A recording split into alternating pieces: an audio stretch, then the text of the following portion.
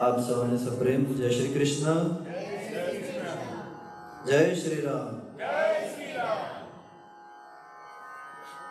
હમણાં આપણે રામ જન્મભૂમિ બની એટલે રામમાં અવાજ વધારે હોય છે કે બીજો કશું કારણ છે? પહેલી જેમ તો ઢીલા ઢાલા, પછી આમ જાય હા હા શ્રી કૃષ્ણ કનૈયા, બધાને જય શ્રી કૃષ્ણ।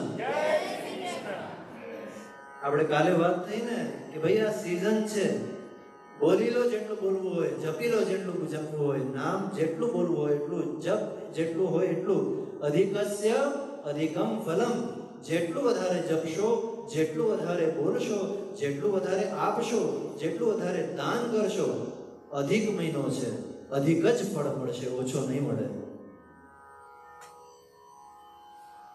અને જેને ભગવાનની જ સંજ્ઞા મળી ગઈ હોય તો ભગવાન ખાલી નામ નથી આપતા હો। આપણે પુરાણોમાં કેટલી એવી કથાઓ છે કે જ્યારે જ્યારે ભગવાને પોતાનું નામ અથવા તો પોતાના આશીર્વાદ જ્યારે જ્યારે જે ભક્તને આપ્યા છે ત્યારે ખાલી નામ કે ખાલી આશીર્વાદ એવી રીતના નથી આપ્યા, પણ એના જેટલું સામર્થ્ય પણ ક્યાંક ભગવાને આપી દે છે। અને એટલા માટે એ ભક્તો, એ દિવ્ય ભક્તો, એની વાત તો બહુ દૂર, આપણે જે મહાપુરુષો ભગવાનના સતત નામ લે છે એને પણ આપણે દંડવત પ્રણામ કરીએ છીએ। કેમ કે સતત એના મુખમાં રામનું નામ છે, સતત એ નામ જપે છે। અને એ નામ જપે, આપણે તો આપણા ઘરની અંદર મહાપુરુષોની પધરામણી કરાવીએ, હા, શબ્દ પણ કેવો સારો કે પધરામણી કરાવીએ, બોલાવીએ કે તેડીએ કે એવું નહીં, પધરામણી। અને શું કામ? તો ક્યાંક એ મહાપુરુષ આવશે, તમે એમને જમવા માટે, પ્રસાદી લેવા માટે બોલાવો, તમને એમને ખાલી બેસવા માટે, પધરાવવા માટે બોલાવો, તમે તો બ્રાહ્મણોને પણ બોલાવીને જમાડો છો। આ બધાનું રીઝન શું છે? આ બધા જે કંઈ પણ મહાપુરુષો જપ કરે છે, ઘરે આવશે, બેસશે। તમે જો વ્યાસજીની પાસે, આપણે આજે કાલે પણ કથામાં આવ્યું તો આજે પણ આવશે કે વ્યાસજી પાસે નારદજી આવ્યા છે। નારદજી એક જગ્યાએ થોડીક વાર પણ ટકતા નથી, એવું એમને આશીર્વાદ કો કે શ્રાપ કો જે કો પણ છે કે ભાઈ તારા પગ કે ટકશે નહીં વધારે, બરાબર? એની બે ત્રણ કથાઓ આપણને પુરાણમાં પ્રાપ્ત થાય છે, પણ ઇન શોર્ટ એ ટકે નહીં, પણ છતાં પણ એની પધરામણી વ્યાસજી પાસે જ્યારે થાય છે ત્યારે વ્યાસજીએ આ ભાગવત રચ્યું છે। આપણા બધાનું કલ્યાણ થાય એવો આ શાસ્ત્રની રચના વ્યાસજીએ કરી છે। બીજી બધી ક્યાં વાત કરીએ? પાપીમાં પાપી અજામિલ, આપ સૌ એ કથાથી પરિચિત છો, કેટલા પાપો એને કર્યા, કેટલા અત્યાચારો કર્યા, પણ છતાં પણ અગેન એક સારું કામ, એક નાનું સત્કર્મ તમારા જીવનને ફેરવી નાખે છે। એટલે સત્કર્મથી, સારા કામથી, હું તમને એક વાત કહું કે જ્યારે પણ તમારી સામે કોઈ સારું કર્મ કરવાનો તમને એક ચાન્સ મળે ને, ત્યારે એને ચૂકવો નહીં અને તરત જ વધાવી લો। એક સત્કર્મ, એક નાનું સત્કર્મ એ તમારું જીવનની દિશા અને દશા બધું બદલી શકે છે। આ અજામિલના જીવનમાં એક જ સરસ કામ થયું, શું? તો કે એની ઘરે ચાતુર્માસ કરતા બ્રાહ્મણો અથવા સંતો ત્યાં પધાર્યા અને એમની ઘરવાળી જે હતી, એમની જે પત્ની જે હતી, એમને જમાડવા માટે, પ્રસાદી લેવા માટે બોલાવડાવ્યા, પ્રસાદી લીધી। છેલ્લે જાય એટલે આશીર્વાદ આપે ને। બ્રાહ્મણ, સંત, મહાપુરુષ એ બધા તમારી ઘરે ખાય, એમને નથી ખાતો, એમને ખવાય પણ નહીં। આપણે તો આ મહાપુરુષોની વાત તો જુદી, આપણે કોકની ઘરે જઈએ તો પણ ગિફ્ટનું બોક્સ લઈને જઈએ છીએ, એમને કશું લેવાય નહીં કોઈનું પણ. આ તો મહાપુરુષો હતા, એમને જમ્યા વગર થોડાક જવાય. આપણે પણ એટલા માટે જ પધરામણી કરાવીએ કે એમને ક્યાંક અમારું કંઈક દેખાય, કંઈક અમને આશીર્વાદ આપીને જાય. અરે આશીર્વાદ છોડો, એટલા રામનું નામ જપતા હોય અને મારી ઘરે આવીને 2 વાર રામનું નામ બોલી જાય તોય મારું ઘર રહેવું છે. આ મહાપુરુષો આવ્યા, આશીર્વાદમાં શું જોઈએ છે? જોયું તો અજામિલ દુષ્ટ ત્યાં આવ્યો, એમને જોયું કે આ સંતો જમે છે, એમની વાઈફને એમને ધર્મપત્નીને ખીજાણું કે મારી આજ્ઞા વગર કેમ આ બધાને જમાડે છે, મારા જાણમાં નહીં, અને આ ભૂતારાઓ મારી ઘરે આવીને જમે, મારા ઘરમાં કઈ અન્નના દાના થોડાક ખોટા પડ્યા છે. અત્યારે પણ ઘણી માનસિકતા આવી અજામિલ જેવી આપણને મળે છે. ભલે એની જે માનસિકતા હોય એને મુબારક, એ એની ભૂમિકા છે. તમે તમારી કઈ ભૂમિકામાં છો એ ભૂમિકાને જો તમે અદા કરતા હો તો તમે ધર્મમાં છો. એને ગાળો દેવાનું કામ છે. ઇટ્સ ઓકે, એને ગાળો દેવા દો. સાધુ સંતો ત્યાં ખોટું નથી લખે, એ કેમ તે મને ગાળો આપી, એમ નહીં ચાલે. અમારું અપમાન કરે છે, આપણા જેવા તો ગરમ થઈ જાય. હા, મારું અપમાન કરે છે. મમતા અહંતા આ 2 વસ્તુ જ બાંધે છે ને. પણ આ તો મહાપુરુષો ને, એને તો આ બધું ખ્યાલ ના. કશો વાંધો નહીં, તું અમને ગાળો આપતો હોય તારી ભૂમિકા છે, અમારી ભૂમિકા જુદી છે. અમારી ભૂમિકા તારવાની છે.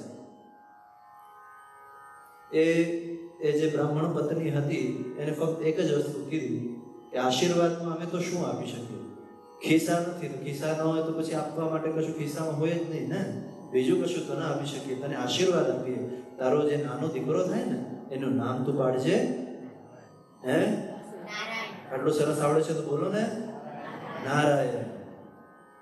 અને તમને બધાને કથાનો ખ્યાલ છે, એ નાનકડી ઘટના, નાનકડી ઘટના શું, તો ખાલી એની ઘરવાળી જમાયડા મહાપુરુષો, બસ એક ઘટના કાફી છે ભાઈ. ઇનફ, મોર ધેન ઇનફ, બીજું કશું જોઈએ નહીં. અને તમે બધા જાણો છો એ કથાને. અજામિલ એ નામથી તરી ગયો છે, એને કોઈ પૂજા પાઠ કરવા જવાની જરૂર ન પડી. આપણે બધા કહીએ છીએ તો ખરા કે મન ચંગા તો કઠોતે મેં ગંગા, એમ કરીને નામથી કે ધર્મથી આપણે ભાગીએ છીએ, પણ હકીકતે મન ચંગા છે.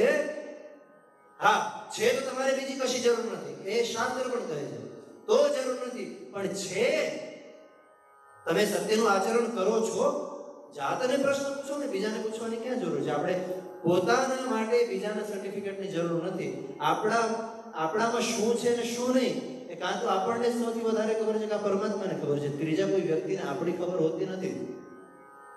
માણસો દેખાતા હોય બહુ સારા, પણ એના અંતરમાં શું છે જરૂરી નથી કે ખોટું જ હોય, પણ અંતરને જાણવા વાળું તો એ વ્યક્તિ પોતે છે કે આ પરમાત્મા છે. પણ એક નાનકડું એવું સત્કર્મ, ફરી પાછું તમને જો પુરુષોત્તમ માસનું મહાત્મ્ય આપણે અવારનવાર સાંભળ્યું છે. એક નાનું કામ શું કર્યું? ભગવાનના ચરણે જઈને એને રોવું હતું. વાલા, એને કશું કરવું નહોતું, એ મલમાસથી ખાલી રડવું હતું. તો એ વિચારતો હતો કોની પાસે જઈને રડું. આપણને ઘણી વખત એમ થાય કે આપણે આ દુઃખમાં છીએ, ત્યારે આપણને અંદર એમ થાય કોક મને સાંભળી લે. અને એટલા માટે ઘણા બધા મોટિવેશન સ્પીકર વાળાઓને એમ કે તમે કોકને ખાલી સાંભળી લો એટલે તમે એમ ઘણું બધું કલ્યાણ કરી લો છો. ખાલી સાંભળી લો. આપણે તો ઘરે સાંભળવામાં તકલીફ પડે છે, એકબીજાનું સાંભળવું નથી ને, અને તકલીફ ત્યાં જ પડે છે. અને વિશેષ કરીને એમ કહેવાય કે સ્ત્રી પાત્ર જે છે એ ભાવનાઓથી ખૂબ ભરેલું હોય છે. ભાવના બધામાં, પુરુષોમાં પણ ભાવના છે, એવું નથી, પણ એ હૃદયવાળી વધારે ને સ્ત્રી, એટલે એને ખાલી કહી દેવું, એને ખાલી બોલી નાખવું હોય. પુરુષોને એમ કે તમે ખાલી સાંભળી લો. સાંભળી લેતો તો જય શ્રી રામ, આગળ નથી, પણ શું સાંભળી લો. તો એક નાનું કામ, એ મલમાસને એમ થાય કે હું ક્યાં રડું, કોની પાસે રડું? પછી એને સરસ આશરો દેખાણો કે ના, હું બીજા કોઈની પાસે મારે શું કામ રડવાનું? આ જગતવાળાઓ પાસે રડીશ તો હોઈ શકે કે જગતવાળાઓ હું રડીશ તો મારું રુદન સાંભળીને એ લોકો સહાયતા કરશે કે નહીં કરે, હસશે ખરા. ઘણી વખત આપણે આપણી ભાવના કોકને વ્યક્ત કરીએ તો હોઈ શકે તમારી એ ફિલિંગ્સનો શું એ બહાર જઈને અને બીજાને કેવી રીતના પીરસવાનો છે એનો કોઈને ખ્યાલ નથી, પણ એ નક્કી છે કે એ જ રુદન જો આમના શરણમાં આવીને કરશો, પ્રભુ ચરણોમાં આવીને કરશો, એ ક્યાંય કહેવાનું પણ નથી, એ ક્યાંય બોલવાનું પણ નથી, તમારી ચાળી પણ કઈ ખાવાનું નથી. હા, અરે એના શરણમાં આવીને તો ગોપીઓ જ્યારે રડે છે ત્યારે ભાગવતકાર સ્પષ્ટ લગે છે, રુરુદુહુ સુસ્વરમ રાજન. સુખદેવજી પરીક્ષિતને કીધું, હે રાજન, એ લોકો રુરુદુ સુસ્વરમ, થોડીક આશ્ચર્યની વાત કે એ લોકો રડે છે, સ્વરમાં રડે છે. રુરુદુહુ સુસ્વરમ આ પંક્તિ છે. હવે તમને એમ થાય રોવામાં સ્વર ક્યાં? કઈક સારે ગાવામાં તો નહીં રડતા, એવું તો નહીં રડતા હોય ને. પણ કહેવાનો ભાવ એવો છે કે રાજન, રડ્યા કોના માટે? કૃષ્ણ માટે. કૃષ્ણ માટે રુદન, તમારું રુદન પણ એને પ્રાપ્ત કરવા માટેનું ગાયન થઈ જાય છે. એક ગીત થઈ ગયું ગોપી ગીત, જેને આપણે સૌ ગાઈએ છીએ, જેને ભાગવતનું હૃદય કહેવાય છે, ગોપી ગીત. શું કામ થયું? કોની પાસે જઈને રડ્યા, કોના માટે રડ્યા, એ ઇમ્પોર્ટન્ટ છે. દુઃખી છો બધા છે, કોઈ નવી વાત નથી. દુઃખોની કેટેગરી જુદી હોઈ શકે. કદાચ પૈસાવાળા વધારે છે તો શું એને દુઃખ નથી? મારે અહીંયાથી નામ ન બોલે, નકર આપણા અહીંયા જે મોટા સત્તાધીશ છે, કેટલા પૈસા છે એમની પાસે, નામ નથી કેવું, પણ હોઈ શકે અત્યારે સૌથી વધારે દુઃખી એ જ હશે. એ કઈ આપણો વિષય નથી, પણ મારે જે સમજાવવાનું છે એ વાત એ છે કે દુઃખમાં કદાચ તમારી કેટેગરી ઓછી હશે કે ભાઈ આને આનું, ગરીબને આવું દુઃખ છે, મોટાને એવું દુઃખ છે, પણ દુઃખી તો બધા ખરા જ ને. અને એટલા માટે જો લોકાનુગ્રહ કાંક્ષયા, નારદજી બધા લોકમાં ફરતા ફરતા જાય અને વારે ઘડીએ, એક વાર નહીં વારે ઘડીએ પુરાણ ખોલો, વાંચો તમે. આ નારદજીનું કિરદાર તમે જુઓ. એ નારદજી હતા ને એટલે આપણી પાસે અત્યારે ભાગવત સ્વરૂપી પરમાત્મા વિરાજિત છે. વારે ઘડીએ ભગવાન પાસે જાય. શું કે પ્રભુ આ માણસો દુઃખી છે, જીવ દુઃખી છે, શું કરું? મહાપુરુષોનું કામ આ. એ તમારા દુઃખને જોયે તો એને સહેજ એમ થાય કે હું શું કરીને આના માટેનું દુઃખ દૂર થાય, આમાંથી દૂર થાય, એના માટે શું કરી શકું. એ કઈ ન કરી શકતો હોય ને તો એટલીસ્ટ પ્રાર્થના કરે ભગવાનને કે ભગવાન આનું દુઃખ કઈ તું દૂર કરજે, કઈ કૃપા કરજે. પણ કહેવાનું એ, કોની પાસે જઈને રડો છો, શેના માટે રડો છો, એ ખૂબ ઇમ્પોર્ટન્ટ છે. અને જો દુઃખી છો, દુઃખી થયા, ઇટ્સ ઓકે, પણ દુઃખ આવીને એને કહી દેશો. જો આપણે વાત કરતા હતા ને કે આપણે ભગવાનના શરણોમાં આવીએ છીએ, કાં તો દુઃખથી આવીએ છીએ, કાં ભયથી આવીએ, કાં લોભથી આવીએ છીએ, બરાબર, બધું બરાબર. પ્રેમથી આવીએ તો આ બધી વસ્તુ ન રહે. એ સંદર્ભમાં એકદમ પરફેક્ટ વાત છે કે પ્રેમથી આવવું જોઈએ ભગવાનના શરણોમાં. પણ આપણે માનસ સ્વભાવના કારણે આપણે આવી શકતા નથી. પણ શું દુઃખથી આવીએ કે લોભથી આવીએ કે ભયથી આવીએ, એની પાસે તો શું એ ખોટું છે? ના, કશું ખોટું નથી. જેમ કહેવાય ને કે મારા દુખડા મારા બાપ પાસે ન રડું તો કોની પાસે રડું? કંઈક તકલીફ પડી હોય તો છોકરો એની મા પાસે જાય, એના બાપ પાસે દોડીને જાય કે મને આવું થયું, મને અહીંયા વાગ્યું, મને આ દુખે છે, મને પેટ દુખે છે. કોની પાસે? એના મા પાસે, એના બાપ પાસે. તો તમે આમની પાસે આવીને રડો, એમાં કશું જ ખોટું નથી. પણ વાત એ છે કે એ કેટેગરી વધે આપણી, આપણે ત્યાં ને ત્યાં બેઠેલા ન રહીએ, આગળ વધીએ. અને એ આગળ વધીને અને પ્રેમ, એ પ્રીતિ, એ કેટેગરી સુધી પહોંચશું એટલે દુઃખ ને સુખ ને લાભ ને હાનિ, ગીતામાં ભગવાન કહે છે કે દ્વંદ્વ એટલે શું? તો સુખ અને દુઃખ બે વસ્તુ હોય ને. દ્વંદ્વ યુદ્ધ થાય તો સરખામાં થાય. એક હોય હૃષ્ટિપુષ ને એક હોય મારી જેમ ટીટોડી જેવો, એની વચ્ચે દ્વંદ્વ યુદ્ધ ન થાય. એવું એ તો જે બળવાનો એ ભેગી નાખે. દ્વંદ્વ યુદ્ધ સરખા વચ્ચે થાય. એવી રીતના દ્વંદ્વ એટલે શું?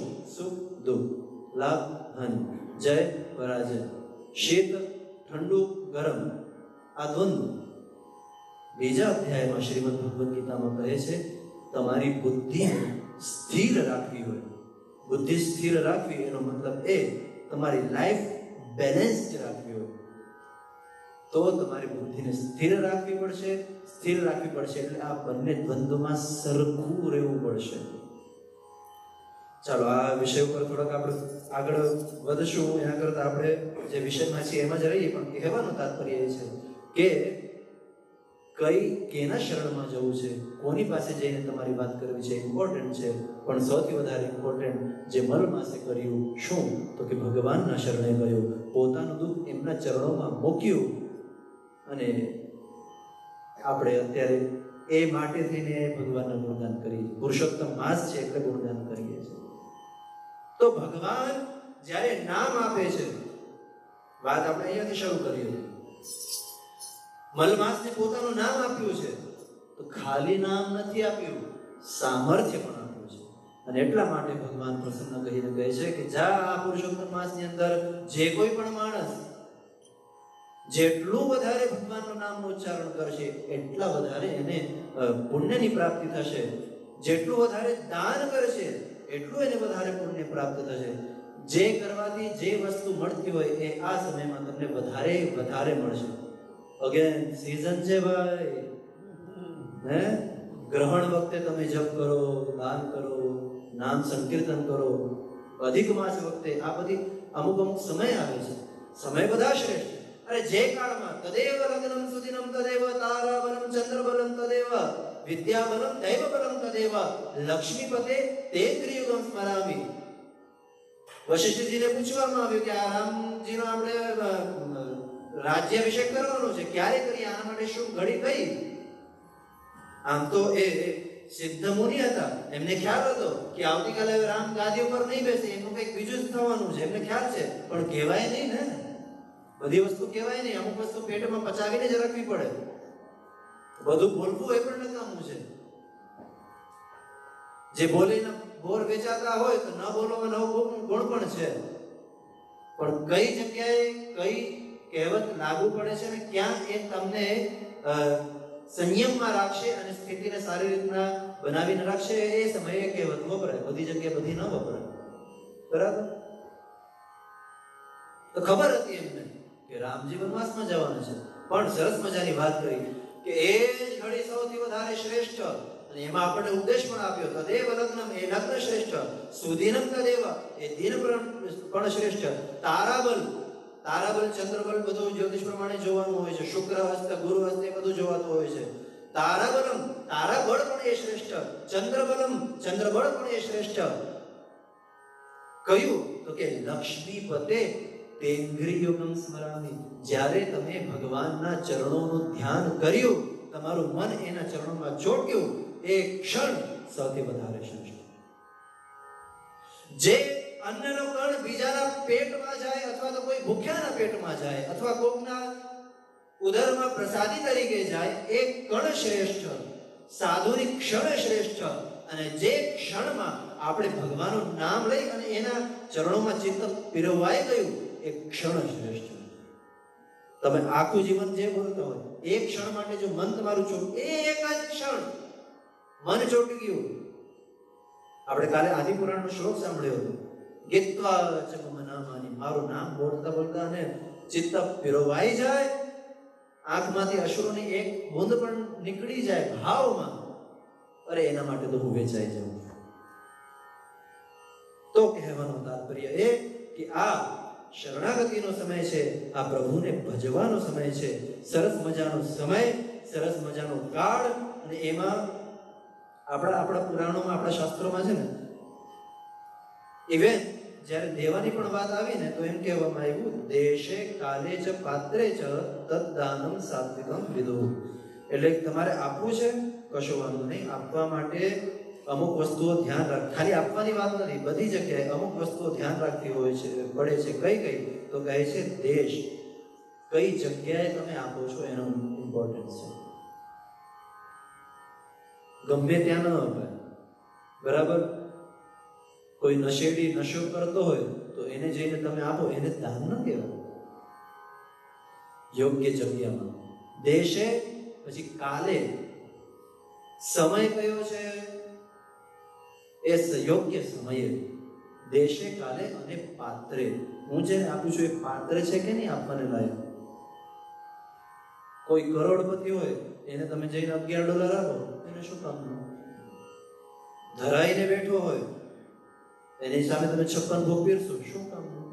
ભૂખ હોવી જોઈએ, પાત્ર હોવું જોઈએ સામે, તો એવી જગ્યાએ દેવાય. એવી રીતના અત્યારે કાલ છે, કાલ પણ શ્રેષ્ઠ છે, સમય શ્રેષ્ઠ છે. આના જેવો શ્રેષ્ઠ સમય કયો? સ્થાન પણ શ્રેષ્ઠ છે. અહીંયા બેઠા સન્નિધિમાં, આ પણ અહીંયા આ સાનિધ્ય જ છે. આ સામે ભાગવત લઈને બેઠા એટલે દાદાજી, ડોંગરે બાપા, બધા મહાપુરુષો કહે ને કે આ ખાલી આમ અક્ષર ચિતરેલા છે એમ ન સમજશો. એમ સમજશો તો ભટકી ગયા. એમ સમજો કે એક એક અક્ષર સ્વરૂપે કૃષ્ણ આપણને દર્શન આપે છે, ઠાકોરજી દર્શન આપે છે, અને કૃષ્ણ બેઠા છે. અને ગમે એટલું મોઢે આવડતું હોય, જોઈ જોઈને બોલો. પહેલી વાત ભૂલ નહીં થાય, બીજી વાત ઠાકોરજીના દર્શન થાય એ ભાવથી. સરસ જગ્યાએ બેઠા છીએ, સરસ જગ્યા છે, સરસ સમય છે, સત્પાત્ર છે, તો પછી શું કામ આપણે મોડું કરવાનું ભજવામાં? શું કામ મોડું કરવાનું દાન કરવામાં? શું કામ મોડું કરવાનું નામ સંકીર્તનમાં? બધું યોગ્ય છે. ભજો ભજો, સીઝન છે, કમાવી લો, સીઝન છે. તો એ ભગવાનના ચરણોમાં આપણે સહસ્ર નામના જે પુરુષોત્તમ સહસ્ર નામ છે, એના 1000 નામના જે આપણે દર્શન કરીએ છીએ, એની અંદર કહે છે કે આ નામ શ્રી કૃષ્ણના જ સહસ્ર નામ છે એવું જાણવું. કૃષ્ણ કહેતા કૃષ્ણ ભગવાન એ પરમાત્મા તરીકે જેમની ગણતરી કરવામાં આવી છે, જે ષડ ઐશ્વર્યથી સંપન્ન છે, એવા પરમાત્મા શ્રી કૃષ્ણ અને એની લીલા પ્રમાણેના 1000 નહીં પણ હજારો નામ. અને એમાં પ્રથમ સ્કંદની અંદર આપણે ભગવાનના નામની ચર્ચા કરી રહ્યા છે. ભગવાનના કાલે આપણે સરસ મજાના નામની ચર્ચા કરી, શુકદેવજીની આપણે ચર્ચા કરી. પ્રશ્ન પૂછવામાં આવ્યો કે આ શુકદેવજી તો પરમ વૈરાગી મુનિ છે, એમને કેમ શુકમ અધ્યાપયામાસ? વ્યાસજીએ શુકદેવજીને આ ભાગવતનું જ્ઞાન આપ્યું, તો એ કેવી રીતના? તો આપણે કાલે ઓલરેડી આ વાત કરી લીધી છે કે શુકદેવજીએ ભાગવતજીના શ્લોકો જ્યારે સાંભળ્યા ત્યારે ભગવાનના ચરણોમાં પ્રેમ તો હતું જ, પણ આ શ્લોકો કંઈક દિવ્ય હતા. અને ભાગવતજીના આ શ્લોકોને સાંભળી અને શુકદેવજીને એમ થયું કે ઓહો, આ તો કંઈક સરસ આવ્યું. થાળ જમતા હોય, ષડરસ કદાચ થાળીમાં હોય, ખાટો, ખારો, તીખો, તુરો, કડવો, ગમે એ હોય તમારી થાળીમાં, પણ કારેલું ખાધું હોય અથવા તો જે કંઈ પણ ખાધું હોય, અને એમાં પછી દૂધ પાક પીરસાય અને 1 ચમચી તમે લોકો કહેશો કે મહારાજ રોજ એક લઈને આવે છે. પણ જે બોલતો હોય ને, ભાગવતજીમાં આજ્ઞા કરેલી છે મહાત્માઓ, જે બોલતો હોય ને એને સામેવાળો સમજે ને એવી રીતના બોલવું જોઈએ. નકર પછી જ્ઞાનની વાતો ઘણી છે, ઓછી નથી. પણ ફક્ત બીજા સ્કંદની એક શ્લોક વાંચો ને તો બેટ મારી તમને ઊંઘનો પ્રોબ્લેમ હોય ને સોલ્વ થઈ જાય. અગેન ભાગ ઘીનો નથી, આપણો છે, આપણે પચાવી શકતા નથી. પણ એ શુકદેવજીના કાનમાં શ્લોકો પડે છે અને એમને થયું કે અત્યાર સુધી આ બધું વૈરાગ્યની વાતો હતી, બધું બરાબર હતું, પણ અત્યારે કંઈક આવ્યું, આમ દૂધપાકની ચમચી આવી, કંઈક મીઠું મીઠું લાગ્યું, અને એ ટેસ્ટ આવ્યો ને આપણને એમ થાય લાવો બીજી ચમચી ભરો. પછી ઓલું પૂરી શાક થોડીક વાર સાઈડમાં પડ્યું અને 2-4 હબડકા જાય ને મોઢામાં, હબડ કરીને પછી આપણે વિચારીએ હાલો હવે થાળીમાં પૂરી વધી છે તો પૂરી કરું, ફરી પાછો દૂધપાકનો વારો. સુખદેવજીને એમ થયું કે કંઈક આવ્યું, અને જેવું થયું નહીં તેવું નહીં, મધુરાધિપતે અખિલમ મધુરમ, કંઈક સરસ આવ્યું, એની વાત આવી. અને એટલા માટે એ શિષ્યોને પૂછે છે કે આ રચના કોની છે? એટલે આ તો મારા જ બાપની છે, મારા જ પિતાજીની છે. ગયા શુકદેવજી વ્યાસજીના ચરણોમાં અને એ શુકમ અધ્યાપયામાસ. નગર આ તો નિતરામ મુનિ, આ તો એવા વૈરાગી છે કે જે ગોદોહન માત્રમ, ગાય દુહાય એટલી વાર પણ એક જગ્યાએ રહે નહીં, એમને આ ભાગવતનો અભ્યાસ કર્યો. એ ભણ્યા, કાયદેસર ભણ્યા. શબ્દ છે અધ્યાપયામાસ, અધ્યયન કર્યું. અધ્યયન કરવું હોય તો કોઈ ગુરુ હોય ત્યારે અધ્યયન થાય, કોઈની પાસે આપણે શીખવું પડે ત્યારે અધ્યયન થાય. શીખ્યા, સાંભળ્યું, પિતા પાસે, ગુરુ પાસે સાંભળ્યું. તો એટલા માટે શુકદેવજીએ આ શ્રીમદ ભાગવતનું અધ્યયન કર્યું છે પોતાના પિતા વ્યાસજી પાસે. એટલે એ શુકદેવજીના મુખારવિંદથી નિસરેલી આ ભાગવત કથા છે, એટલા માટે ખૂબ મધુર છે. એ આપણે કાલે વાત કરી. અને એમાં એક ચંદ્ર ઉદય થયો છે. એ ચંદ્ર એ શુકરૂપી, શુકદેવ રૂપી ગુરુ એમના મુખથી અડેલું, એઠું થયેલું આ ભાગવત, એ ભાગવત સમુદ્ર, અને એ સમુદ્રમાં ચંદ્ર ખીલ્યો એટલે આ નામ, એ આ ભગવાનનું નામ. સરસ મજાના ભગવાનનું આ નામ નો વર્ણન કરી અને પછી કહે છે, ભગવાનના નામમાં કહે છે બ્રહ્મણ્ય દેવો ધર્માત્મા ભક્તાનામ ચ પરીક્ષક. વ્યાસજી, આપણે કથા સાંભળેલી હતી, નારદજી આવી અને વ્યાસજીને ઉપદેશ કરે છે અને બધું પૂર્વજન્મનો વૃત્તાંત કહે છે. પછી વ્યાસજીને એમ થયું કે હવે હું આ ભાગવતની રચના કરું. એટલા માટે બ્રહ્મ નદ્યામ સરસ્વત્યામ આશ્રમ પશ્ચિમે તટે, સરસ્વતી નદીને કાંઠે પશ્ચિમ કાંઠામાં વ્યાસજીનો આશ્રમ શમ્યાપ્રાસ ઇતિ પ્રોક્ત. એ આશ્રમનું નામ શું? શમ્યાપ્રાસ. ત્યાં બેસીને અને ભાગવતજીની રચના વ્યાસ ભગવાને કરી છે. હવે આ ભાગવત કેવું છે? પુરુષોત્તમ સહસ્રનામમાં જઈએ. ભક્તિ પ્રવર્તક ત્રાતા વ્યાસ ચિંતા વિનાશક.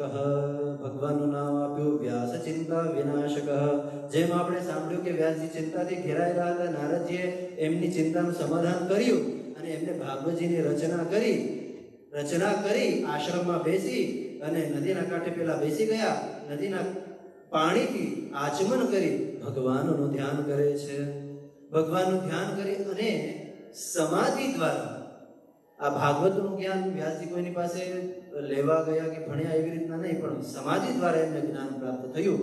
એ રચના પછી એક કથા એવી છે કે વ્યાસજી કહેતા જાય અને ગણેશજી લખતા જાય, બરાબર? એ બધું તમે સાંભળેલું છે.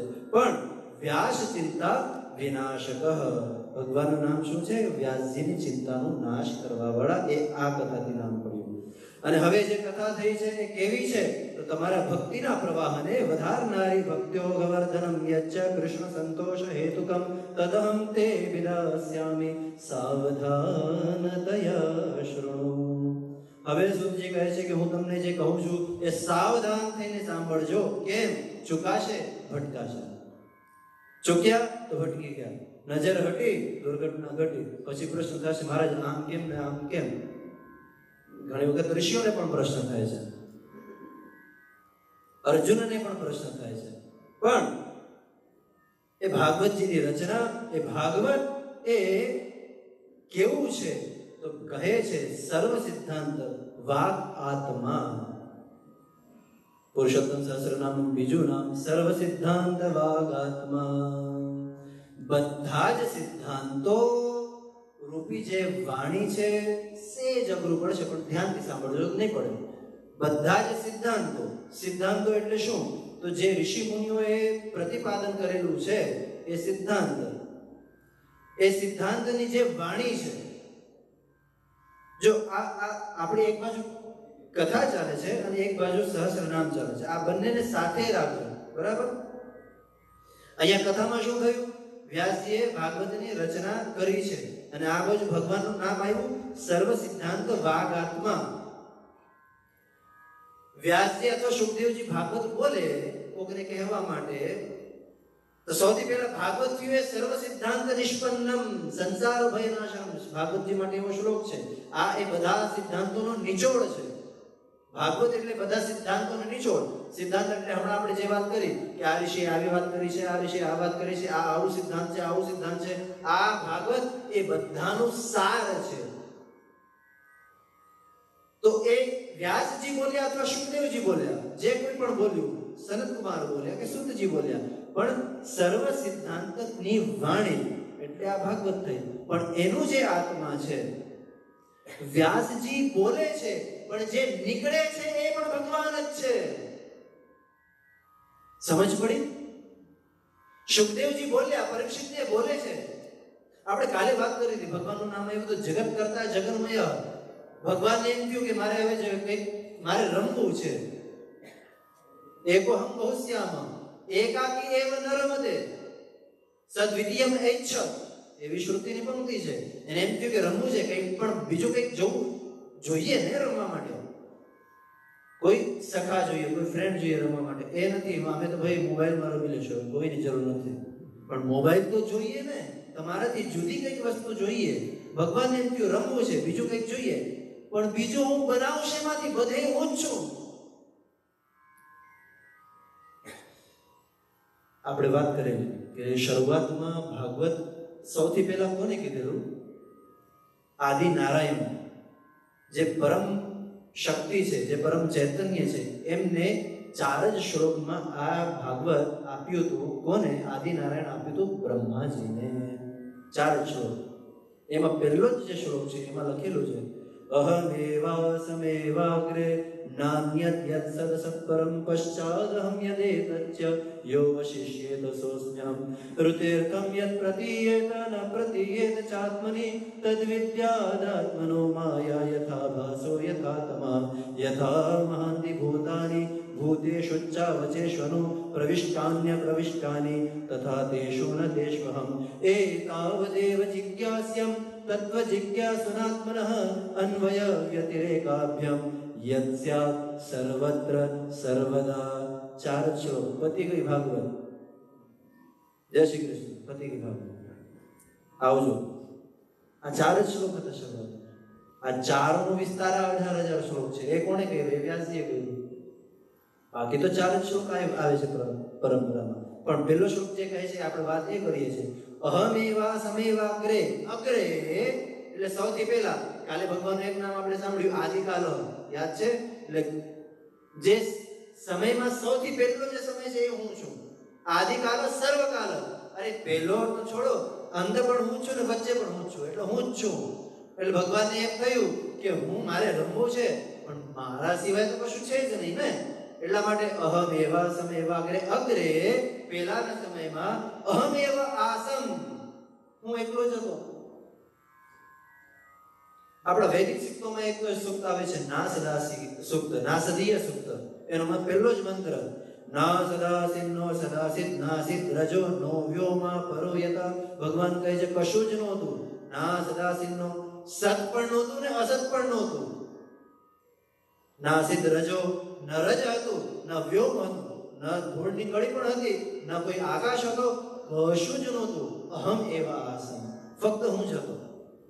પણ હવે હું એકલો જ છું, મારે રમવું છે, તો રમવા માટે હું શું કરું? એટલે ભગવાને આ જગત કર્યું, આ સૃષ્ટિ કરી. પણ કેમાંથી કર્યું? પોતાનામાંથી જ કર્યું.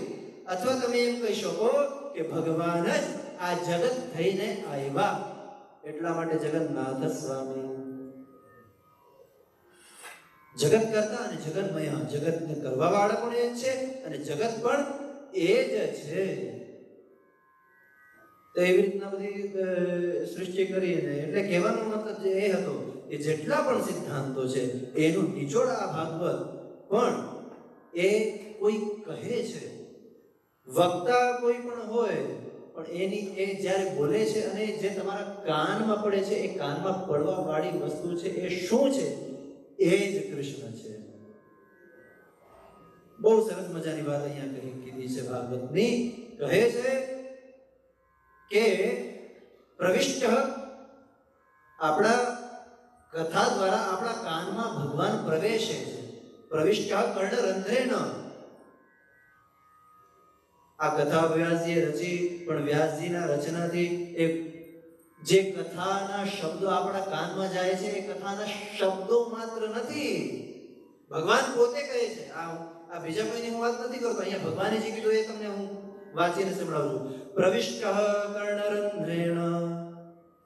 હું કાનના માર્ગથી શબ્દ દ્વારા તમારા અંદરમાં પ્રવિષ્ટ થાઉં છું. તમે કથા સાંભળવા નથી આવતા, તમે આવો છો કૃષ્ણને કહેવા માટે કે હા કશો વાંધો નહીં, તું અમારી અંદર એન્ટર થઈ જા. પ્રવિષ્ટઃ કર્ણ માર્ગેણ કર્ણરંધ્રેણ. એ કૃષ્ણ આપણા હૃદયમાં પ્રવિષ્ટ થાય છે. પછી શું કરું છું તો ભગવાન કહે છે, ભગવાન ક્યાંય જાય, અહીંયા જો સરસ મજાના દર્શન છે, પણ વચ્ચે બગીચો કર્યો, ભગવાનને બેસવા માટે આસન તો પાથર્યું ને. તમે લોકો અહીંયા આવ્યા, જેને ખુરશીની જરૂર છે, તમે જોવો છો કે અહીંના જે મંદિરના સ્વયંસેવકો છે આવીને જોઈએ છે કે જેને જેને જરૂર છે એના માટે ખુરશી આવે છે કે નહીં. કેમ? બેસો, આવો બેસો, આવો બેસો. કથામાં આવો છો એટલે તમે કૃષ્ણ ભગવાનને કહો છો, કૃષ્ણ આવી જા, બેસી જા. ભગવાન કહે છે કે ક્યાં બેસું? તો કહે છે કમળ ઉપર. કયું કમળ? હૃદય કમળ. કર્ણથી ભગવાને પ્રવેશ કર્યો અંદર, સત્સંગના દ્વારા અંદર પ્રવિષ્ટ થયા, બેસવા જાય છે. આમ ખુરશીમાં બેસવા જાય, આપણે બેસી એટલે એમ કહેવાય ને કે કુત્તા ભી બેઠતા હોય તો આપણી જગહ દેખ કે બેઠતા હે, એવી કહેવત છે. આપણે પણ જ્યારે આપણી સીટ આમ ભંગ થઈને બેસી નથી જતા, જોઈએ છે પ્લેન છે, કશું ખૂંચે એવું નથી ને. કચરો હોય તો આપણે સાફ કરી, અથવા ચેર જે આપણને કમ્ફર્ટેબલ હોય એવું આગી પાછી કરી પછી આપણે બેસીએ છીએ, રાઈટ? ભગવાને અંદર ત્યાં જોયું કે જ્યાં બેસવાનું છે ચેર બરાબર છે કે નહીં. ઘણી ઓલા ટીખળ કરે ને કે ઓલા ચાદર પાથરી દે, નીચે પાપડ મૂકી દે, કડડ કડડ અવાજ આવે. ભગવાન જોયે છે કે મારી ચેર બરાબર છે કે નહીં, જેવી તેવી જગ્યા હું થોડુંક બેસું. હૃદય કમળમાં જોઈ અને પછી જોયે છે, ઓ લે, આનું તો હૃદય બહુ ગંદુ. કાલે જ કોકની ચર્ચા કરતો હતો, એની નિંદા કરતો હતો કે ફલાણો માણસ આમ છે, ફલાણો માણસ આમ છે, હું જ શ્રેષ્ઠ છું, હું જે જાણું છું એ જ બરાબર છે. એને આમ કીધું એ ખોટું છે, મારું જ સાચું છે. માણસ કોણ સાચું છે એમાં પડ્યો છે, શું સાચું છે એમાં એને નથી જોતો. જોવાનું શું સાચું, કોણ સાચું નહીં. પણ જોયું તો મોહ, માયા, મત્સર, કામ, ક્રોધ, લોભ, આ એટલું ગંદુ. પછી ભગવાન કહે છે કે હું સાવરણી લઈ અને પછી એ હૃદયને સાફ કરું છું. આ જે પ્રોસેસ છે ને, આમ તો મહાપુરુષો એમ કહે છે કે કથા જ્યારે થતી હોય ને ત્યારે 100 થી વધારે કોઈને ફાયદો થતા તો બોલવા વાળે વધારે. આઈ એમ સોરી, પણ એ હકીકત છે. કેમ કે 100 થી વધારે જો મલ હોય અંદર, તો આ જે કોઈ વ્યક્તિ હોય એને એમ થાય કે ના, આ મારામાં ન હોવું જોઈએ, આ મારી ભૂમિકા ન હોવી જોઈએ, એટલે એને સૌથી વધારે ફાયદો. પણ આપણે જે વાત કરીએ છીએ કે અંદર પ્રવિષ્ટ થઈ અને જેમ શ્લોકમાં લખ્યું ભગવાને, સલિલસ્ય યથા શરદ ઋતુ આવે અને પાણીની અંદર, સરોવરની અથવા નદીની અંદર જે કંઈ પણ ગંદકી હોય ને એ દૂર થઈ જાય, એવી રીતના હું જ્યારે કાનના માર્ગેથી આ કથા દ્વારા અંદર પ્રવિષ્ટ થાઉં છું, તમારા હૃદયમાં બિરાજિત થવા જાઉં છું, ત્યારે સૌથી પહેલું કામ હું શું કરું છું? ગંદકી દૂર કરું છું. શરદ ઋતુની જેમ તમારી અંદર જે ગંદકી છે એ ગંદકી દૂર થશે. એટલે આ સત્સંગમાં, આ કથામાં આવીને આપણે આપણી ગંદકી દૂર કરીએ. આપણે નથી કરતા, કોણ કરે છે? ભગવાન. અને ભગવાન કયા રૂપે આવે છે? શબ્દ રૂપે. અને એટલા માટે મહાપુરુષો કહે છે કે ભાગવત એ ભગવાનનું અક્ષર વિગ્રહ છે. પ્રત્યક્ષ કૃષ્ણ એવહી ભાગવતજી માટે લખ્યું આ રચના કરતી વખતે કે આને જ્યારે વ્યાસે લખી લીધું ને પછી આમાં લખ્યું કે આને તમે જેવું તેવું ન સમજો. ઇદમ ભાગવતમ શાસ્ત્રમ પુરાણમ બ્રહ્મ સંહિતમ. એક તો આમાં બ્રહ્મની, બ્રહ્મ એટલે પરબ્રહ્મની, આમાં મોહર છે, આમાં સિક્કો લગાડેલો છે કે હા બરાબર છે. બીજી વસ્તુ કે આ પોતે પુરુષોત્તમનું સ્વરૂપ છે. પ્રત્યક્ષ કૃષ્ણ એવહી. આ જેવું તેવું નથી, સાક્ષાત શ્રી કૃષ્ણ. તમારી મારી વચ્ચે કૃષ્ણ બેઠા છે. ફરી પાછું, તમારી મારી વચ્ચે કૃષ્ણ બેઠા છે. આ ભગવાનનો એક હોય અર્ચા વિગ્રહ.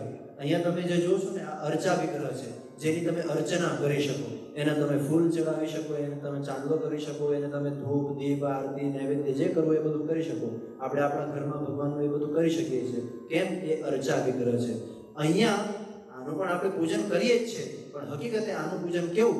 અક્ષર વિગ્રહ, અક્ષરને વાંચવાના હોય, અક્ષરને સાંભળવાના હોય, અક્ષરને બોલવાના હોય, આ બધું તમે કરો એ આની પૂજા છે. આ હું કરું છું કે તમે કરો છો, આપણે બધા ભેગા થઈને ગરબો થાય ને એટલે વચ્ચે માતાજીને બેસાડી પછી ફરવાનું હોય તો એને ગરબો કહેવાય. બાકી એમને જે થતું હોય ને એને ડાન્સ કહેવાય, એને ગરબો ન કહેવાય. ગરબો બહુ બહુ પવિત્ર વર્ડ છે અને આપણા સાહિત્યકારે પુસ્તક બનાવી છે. મારે એ વિષયમાં જવું નથી, પણ ટૂંકામાં તમને કહી દઉં. ગર્ભદીપ, બરાબર, બહુ સરસ મજાની વાત છે. ગર્ભદીપ, ગરબો, એમાં એક ગરબો છે, તમે એને માટલું કહો, એની અંદર એક દીપ છે. આ જે માતાઓ છે ને એ એના ગર્ભમાં એક દીપને જ રાખતી હોય છે. એ આ ગર્ભ એટલે એનું પૂજન, એટલે એ શક્તિનું પૂજન છે. અને પછી એ શક્તિની આજુબાજુમાં જ આપણે ફરવાનું છે, આડાવડું નહીં. ગમે એવા સ્ટેપ કરતા હો તમે, હમણાં નવા સ્ટેપો નીકળે ને, જે સ્ટેપ કરતા હો, પણ ક્યાં ફરવાનું? ગરબાની ચારે બાજુ, માતાજીની ચારે બાજુ. આપણે ગમે તે વસ્તુ કરતા હોઈએ પણ વચ્ચે ભગવાનને રાખી એને ચારે બાજુ ફરવાનું, આડાવડું જવાનું નહીં, નકર ગરબો નહીં કહેવાય, ડિસ્કો ડાન્સ થઈ જશે. બરાબર? એટલે એ જે વાણી સ્વરૂપે નીકળે છે એ પોતે કૃષ્ણ છે. એટલે પુરુષોત્તમ સહસ્ર નામનું નેક્સ્ટ નામ હતું સર્વ સિદ્ધાંત વાગાત્મા. સર્વ સિદ્ધાંત એટલે કે આ ભાગવત, એ ભાગવતની જે વાણી છે એ વાણી ભલે પછી સનત કુમારોની હોય, નારદજીની હોય, વ્યાસજીની હોય, સુખદેવજીની હોય, સુતજીની હોય, મૈત્રેયજીની હોય, ગમે એની હોય, પણ એ વાણી સ્વરૂપે, એ વાણીની આત્મા સ્વરૂપે જે નીકળે છે એ છે કૃષ્ણ, એ છે પુરુષોત્તમ. એટલા માટે સર્વ સિદ્ધાંત વાગાત્મા નારદાદિ અખિલેશ્વરઃ. આપણે કથા સાંભળી લીધી છે એટલે મારે વિસ્તારથી કરવી નથી, પણ નારદજીને પણ બધું મળ્યું હતું. ટૂંકામાં વાર્તા કહો, નારદજી દાસી પુત્ર હતા, મહાપુરુષોની સેવા કરી એટલે મહાપુરુષો એની પર કૃપા કરી, એને કૃપા કરી એટલે એમને ભગવાનનું નામનું દાન આપ્યું. નારદજીએ તપસ્યા કરી, એમનું શરીર શાંત થાય છે. બ્રહ્માના માનસ પુત્ર તરીકે નારદજી પ્રગટે છે. ભગવાનના નામ તરીકે, નામના લીધે એમને દેવર્ષિ ઉપાધિ એમને પ્રાપ્ત થાય છે. આમ તો નારદજી એટલે ભગવાનનો અવતાર છે, 24 અવતારની ગણતરી કરો એટલે એમાં નારદજી આવે. પણ આવી રીતના તો એમને આ વાત હું એટલા માટે કરું છું કે એવું નામ છે. શું નામ છે? નારદાદ્યખિલેશ્ચતઃ. છૂટું પાડું તો નારદ આદિ અખિલેશ્ચતઃ. નારદ આદિને જે બધું જ આપી દીધું. નારદજીને શું જોતું હતું? બધું ભગવાનનું નામ જ જોતું હતું. મહાપુરુષોની સેવા કરી શું કામ? ભગવાનનું નામ જોતું હતું. એટલા માટે ભગવાનનું નામ છે નારદાદ્યખિલેશ્ચતઃ. હવે નારદજીએ નામ તો લીધું મહાત્માઓ પાસેથી, પછી શું કર્યું? તો કહે છે જઈ અને અંતરમાં ભગવાનનું ધ્યાન કર્યું. એટલે ભગવાનનું આગળનું નામ આવ્યું અંતરાત્મા. શું નામ છે ભગવાનનું? અંતરાત્મા. આપણા બધાની અંદર છે वो મમૈવાંશો જીવલોકે જીવભૂત સનાતનઃ ઈશ્વરાંશ જીવવિનાશી ચેતનોર સહજ સદરાશી. આપણી અંદર જે આત્મા સ્વરૂપે રહે છે એ જ એ પરમાત્મા છે. તો નારદજીએ શું કર્યું? તો જે મંત્ર એ મહાપુરુષો આપ્યો તો એ આંખો બંધ કરી અને અંદરમાં એનું ધ્યાન કરવા લાગ્યા. અને ધ્યાન કરતા કરતા કરતા કરતા એક અવસ્થા એવી આવી. આ બધું આપણે શીખવા માટે છે ભાઈ, બધું આપણે શીખવા માટે છે. જેને પ્રશ્ન થતો હોય ને કે મારે કશું થતું નથી, નારદજી ખાલી એ મહાપુરુષનો મંત્ર એનો જાપ કરે છે. જાપ કરતા કરતા, ધ્યાન કરતા કરતા એક સ્થિતિ એવી આવી કે ભગવાનનું જે સ્વરૂપ હતું એમના હૃદયમાં આવ્યું અંતરાત્મા. અને પછી ભગવાનનું આગળનું નામ. અગેન તમને હું વારે ઘડી કહું છું કે કથા અને આ ભગવાનના જે નામ, કેમ કે ભગવાનના પુરુષોત્તમ સહસ્ર નામના નામ એ ભાગવતની લીલાઓ પ્રમાણેના નામ છે, એટલે કથાની સાથે નામને રાખજો. હવે કહે છે ધ્યાન ગમ્ય. ભગવાન કેવા છે? તો ધ્યાનથી ગમ્ય છે. ગમ્ય એટલે પ્રાપ્ત થઈ શકે એવા. તમે ધ્યાન કરો તો તમને મળી શકે એવા છે. નારદજીએ પણ એવું કર્યું, ધ્યાન કર્યું ભગવાનને, એટલે એને ભગવાનનું સ્વરૂપ પ્રાપ્ત થયું. ધ્યાન ગમ્ય યોગીનામ ધ્યાન ગમ્યમ, યોગીઓને જે ધ્યાન વડે પ્રાપ્ત થાય છે એવા છે ભગવાન. અમને થઈ શકે? હા થઈ શકે. ધ્યાન કરવાનું. પછી ભાગવતમાં ધ્યાનની વિધિ બતાવવામાં આવી, જેમાં સૂક્ષ્મ ધ્યાન, સ્થૂળ ધ્યાનની વિધિ બતાવવામાં આવી. સ્થૂળ ધ્યાન જે સ્વરૂપ તમે સામે જુઓ છો, કોઈ પણ તમારા ઇષ્ટદેવ કોઈ પણ હોય એમનું ધ્યાન કરો. ધ્યાન કેવી રીતના કરવાનું? ચરણથી ચાલુ કરવાનું. આપણને ઘણી વખત ખબર નથી હોતી. અહીંયા કોઈને અત્યારે ભગવાનની સામે નહીં જો ને, તમને બધાને ખ્યાલ નહીં હોય કયો પગ ભગવાને વાળેલો છે. જો મીંડા જોવા, કેમ કે આપણે દર્શન નથી કરતા.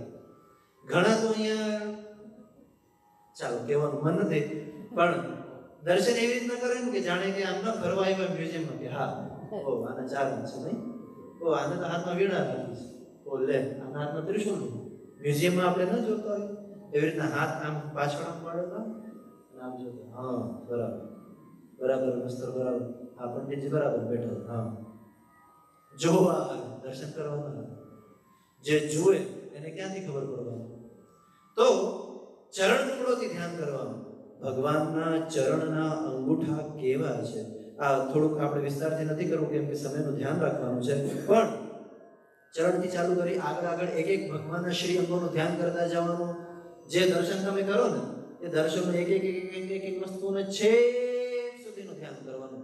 ક્યાં ધ્યાન કરવાનું? તમારા હૃદયમાં. અને તમે જોશો કે એ મૂર્તિ તમારા હૃદયમાં સ્થાપિત થઈ ગઈ. ભાઈ આ જ પ્રાણ પ્રતિષ્ઠા છે. એટલે એ ધ્યાન કરવાથી શું થયું? એ મૂર્તિ તમારા હૃદયમાં સ્થાપિત થઈ ગઈ. એટલા માટે નામ ધ્યાન ગમ્ય તમને પ્રાપ્ત થયા. કેવી રીતના પ્રાપ્ત થયા? ધ્યાન કરવાથી. ધ્યાન ગમ્ય. શું નામ છે ભગવાનનું? હે ધ્યાન ગમ્ય. શું? હા, થોડાક ઢીલા છો પણ વાંધો નહીં. હવે નારદજીએ ધ્યાન કર્યું, સામે ભગવાનની હૃદયમાં મૂર્તિ એ ભગવાનનું સ્વરૂપ આવી ગયું. ભગવાન એની સામે પ્રગટ થયા. ધ્યાન આવી રીતના પ્રગટ થયા, પણ થોડીક વારમાં અંતર્ધ્યાન થઈ ગયા. હવે એક એવી સ્થિતિ બની નારદજીને કે જે પહેલા ક્યારેય નહોતી બની. શું? નારદજી રોવા માંડ્યા. રડે છે કે ક્યાં ગયા? હૃદયમાં ભગવાન હતા, ક્યાં ગયા? એકદમ વિહ્વલ થઈ ગયા ને આમ ભક્તિમાં ખૂબ રોવા લાગ્યા. અને રોતા રોતા પછી પ્રાર્થના કરવા લાગ્યા કે જે મને ધ્યાનમાં મળ્યું તો મને પાછું આપો. એટલે આકાશવાણી થાય છે કે ભાઈ એમ નહીં મળે, કેમ કે તારા કર્મો એવી રીતના છે, તારા કર્મ બંધનને તું પૂરું કર, પછી તને આવી રીતના બીજા બધા જન્મ આપણે જે વાત કરી એ બધું થશે અને પછી તને ભગવાનની પ્રાપ્તિ થશે, એ નક્કી. અને પછી એ બધી કથાઓ થાય છે. પણ અહીંયા જે પ્રાપ્ત થયું એ હતું જે દેવર્ષિ નારદ એ જન્મમાં રડ્યા. એ રડ્યા શું કામ? એને ભક્તિની પ્રાપ્તિ થઈ. અત્યાર સુધી એ આ સ્ટેપ જુઓ યાર, આ આપણા કામ માટે છે. સ્ટેપ તમે જુઓ. એક દાસીનો પુત્ર, કોઈને ત્યાં કામ કરવા વાળીનો છોકરો, કોઈને ત્યાં એટલે મહાપુરુષને ત્યાં કામ કરવા વાળી છે એનો છોકરો છે, એ દેવર્ષિ બની ગયો છે. પણ સ્ટેપ જુઓ, આપણને પણ એ બધું લાગુ પડે. શું? જે મહાપુરુષો આવ્યા હતા, જે સંતો આવ્યા હતા ચાતુર્માસ્ય કરવા માટે, એમની સેવા કરી. એમની સેવા કરી, એમની પાસેથી એક જ્ઞાન અથવા તો ભગવાનનું નામ, આપણે જ્ઞાનની વાત ન કરીએ, ભગવાનનું નામ લીધું. પછી ફક્ત એને શું કર્યું? મહાત્મા જાય છે ને તો રડે છે. ઘણી વખત આપણને માયા થઈ જાય કોકની. તમારી ઘરે કોઈ 2-4 મહિના રોકાણું હોય તો પછી તમને એમ થાય કે અહીંયા તો હવે 2-4 મહિના કોઈ રોકાતું નથી. પણ આપણે, તમે ઇન્ડિયામાં જોયું ને, આપણે કે અરે આપણે વેકેશનમાં આપણે નાની માની ઘરે જઈએ ને, 1 મહિનો પૂરો થાય ને પછી એ ધ્રુસકે રડતો, મારે નથી જવું, મારે નથી જવું. અને નાનીમાં કહેતી હોય દીકરીને રોકાઈ જાય ને. પણ આ મારો ધણી રાડો પાડે છે, એનું શું કરવું? ત્યાં ઘરે ફોન ચાલતો, આવી જાઓ જલ્દી, હવે બસ બહુ થયું. 2 દી હજી ના, 1 મહિનો થઈ ગયો, 2 દી શું? પણ એ લગાવ કેટલો થઈ ગયો, આપણે કેટલું રડતા હોઈએ. કેમ? એ ભાવથી આપણે જોડાઈ ગયા. એ તો આપણા સંબંધી છે. કોઈ સંબંધી ન હોય અને 4 મહિના આપણા ઘરે રોકાતા હોય તોય પણ તમે લાગણીથી જોડાઈ જાઓ છો. દેવર્ષિએ શું કર્યું? કશું નથી કર્યું. નારદજી અથવા એ છોકરાએ, દાસી પુત્રએ શું કર્યું? ફક્ત મહાપુરુષે જે કીધું કે તારે આ નામ જપવાનું છે એટલું જ કર્યું છે. એને તો કદાચ એ નામ માટે ભાવ હતો કે નહીં, પણ એને ખાલી નામ જપ કર્યું છે. આપણે આપણા વડીલોનું નથી માનતા. ન માનવામાં હું ઘણી વખત આપણા પણ વિચારો હોઈ શકે કે આ નાના છોકરાનો વિચાર આપણા કરતા ઉત્કૃષ્ટ હોઈ શકે છે. વાત એ નથી. ઘણી વખત તો અમારી પાસે આવે તો અમારું નથી માનતા. અમારે કેવું પડે, અહીં શિવજીને જલ ચડાવતા ને તો એક આપણે ગુજરાતીમાં પેલી શબ્દ છે ગાડરિયો પ્રવાહ, અને મોટા ભાગે આપણે ગાડરિયા પ્રવાહમાં જ હોઈએ છીએ. અને વિશેષ કરીને જ્યારે આપણે ધર્મની વાત આવે ત્યારે ખબર નહીં કેમ આંધળા જ થઈ જઈએ છીએ. ત્યાંથી જ ચડાવવું છે. પણ પછી અમે કહીએ ભાઈ અહીંથી પણ ચડાવાય. તમે ઇન્ડિયામાં ચડાવતા ત્યારે તમે નહોતા શિવજીને ચારે બાજુ વીંટળાઈને ચડાવતા, પણ ન માની. કેમ? કેમ કે બીજા 2 જણા લાઈનમાં બસે ને, મારાથી એ લાઈનમાં ન જવું. ગાડરિયો પ્રવાહ. એટલે અમારી પણ ઘણી વખત વાત નથી માનતા. અહીંયા એ છોકરાએ, નારદજીએ એને પૂર્વજન્મમાં શું કર્યું? મહાપુરુષે કીધું કે આ તારે નામ જપ કરવાનું છે, બસ પતી ગઈ વાત. સિદ્ધ મહાત્મા છે, મારે એની વાત માનવાની રહી. આંખો બંધ કરી ભગવાનનું ધ્યાન કર્યું. આનાથી એને શું મળ્યું? નેક્સ્ટ, ભક્તિ રત્ન પ્રદાયક. અરે આપણે સાથે બોલવાનું રહી ગયું. બોલવાનું છે ભક્તિ રત્ન પ્રદાયક. આમ ઢીલા પોચાને તો ભગવાન બિલકુલ ના મળે. ભક્તિ રત્ન પ્રદાયક. શું મળ્યું નારદજીને? ભક્તિ મળી. અને ભક્તિ જેવી તેવી નથી, એ રત્ન છે, સૌથી મોટું રત્ન છે, જેનાથી તમારું જીવન ઉજળું બની શકે છે. ઘણા રત્નો આપણે ખાલી દેખાડવા માટે પહેરીએ છીએ. ઘણું બધું આપણે અત્યારના આપણું જીવન જે છે અત્યારનું એવું છે, ઘણું બધું દેખાડવા માટેનું છે. બ્રાન્ડ આમ લખેલું હોવું જોઈએ, આમ છાતીમાં આમ ડાબી બાજુ દેખાવું જોઈએ કે હા કયું બ્રાન્ડ છે. પર્સ તો હા MK, LV, CK દેખાવું જોઈએ. એ કોના માટે? આપણા માટે. આપણે ક્યારેય નથી લેતા. કોક જોઈએ કે હા આની પાસે આ છે, ઓ બ્રાન્ડ.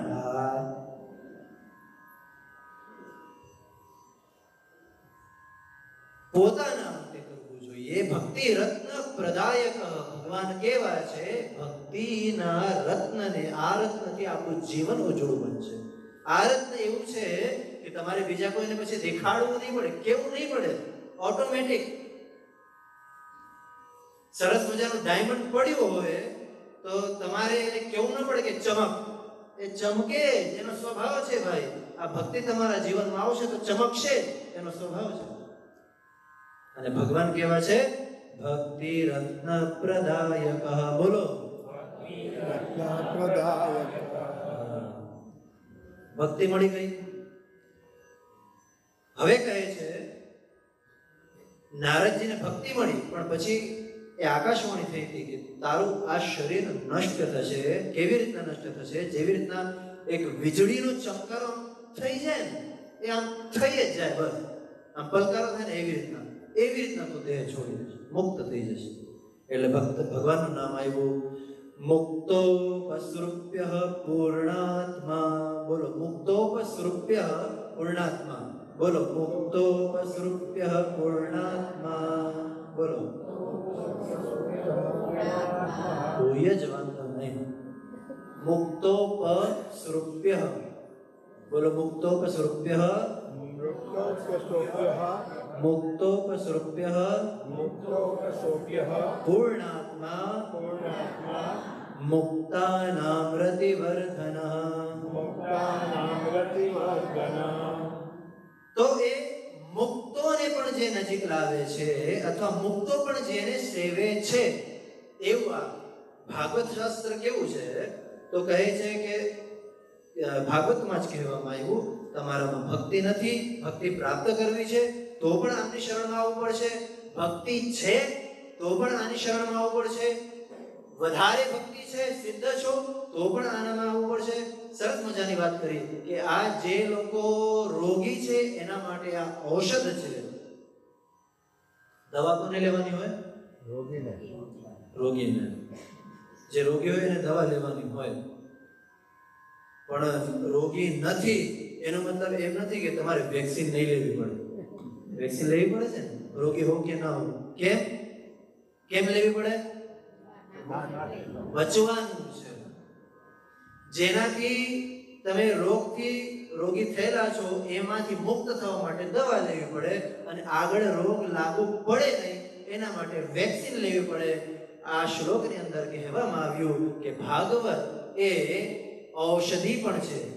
ભવૌષધાત શ્રોત્ર મનોવિરામાત. રોગી છો તોય આવો, નથી રોગી, મુક્ત છો, શુદ્ધ છો, બુદ્ધ છો, તો પણ આવો. કેમ? વેક્સિન લગાડવી પડશે ભાઈ. તમે રોગી નથી એનો મતલબ એમ નથી કે બચી જશો. શક્યતા છે.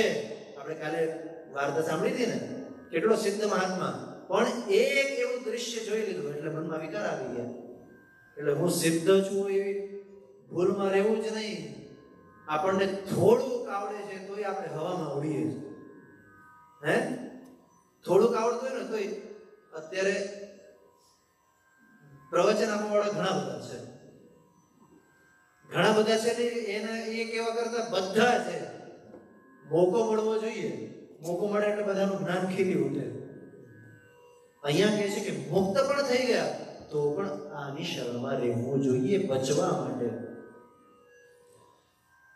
હવે પૂર્ણાત્મા છે, મુક્તાના પ્રતિવાદન, મુક્તોની પણ રતિનું વર્ધન કરાવનારું આ શાસ્ત્ર છે અથવા ભગવાન છે. પછી કહે છે ભક્ત કાર્ય ગતિરતો દ્રૌણ્યસ્ત્ર વિનિવારક. ભક્તોના કાર્ય માટે નિરત છે. ભગવાન કેવા છે? ભક્તોના કાર્યને કરવા માટે સતત લાગેલા છે. આપણે એમ થાય કે આપણે થોડુંક ભજન કરી લઈએ ને તો એમ થાય કે આજે તો હું કલાક બેઠો ભગવાન સામે ભગવાન નામ લીધું. अरे आप क्या खाक भगवान को भजोगे, भगवान तुम्हें भजता है. और भगवान न केवल भजता है, रोज भजता है. रोज नहीं, हर क्षण भजता है. उसका प्रमाण क्या? आपकी सांसें निरंतर चल रही है, ये उसका प्रमाण है. આ કુદરત તમને એમ નથી કહેતી, ભગવાન એમ નથી કહેતા કે ઓ તું મને વધારે ભજે છે ચાલ હું તને વધારે શ્વાસ આપું છું. ના, પ્રાણવાયુ જેટલી પ્રાણવાયુ ભક્તો માટે છે એટલો જ અધિકાર નાસ્તિક માટે પણ છે. ભગવાન આપણને ભજે છે અને એટલા માટે ન કેવળ ભજે છે, ભક્તોના કાર્યો પણ કરે છે. તમે સમર્પિત થાવ છો ને ત્યારે ભગવાન કઈ રીતના તમારું ક્યાં કાર્ય પૂરું પાડી દે છે ને આપણને ખબર પણ પડતી નથી. ઘણી વખત તમે કહેતા હોય મહારાજ કેવી રીતના થઈ ગયું ખબર ન પડે. બહુ મોટું કામ હતું પણ એમ થતું હતું કે આ પૂરું પડશે કે નહીં થાય, પણ આ કેમનું થઈ ગયું ખબર જ ન પડે. આ નરસિંહ મહેતાને પૂછો ને, પૂછો વલ્લભ ભટ્ટને પૂછો માતાજી કેમ એનું કામ કર્યું. આજે આપણે આનંદ ગરબાના પણ પાઠ કરવાના, કેવી રીતના એનું કામ થયું ખબર નહીં પડે. પણ ફરી પાછો ક્યાં તું એક બાર આજા ગિરિરાજ કી શરણ. આજે કહીએ જ ના, તમે લોકો કહેશો રોજ એક લીટી સંભળાવીને મૂકી દેશે. તું એક બાર આજા ગિરિરાજ કી શરણ મેં.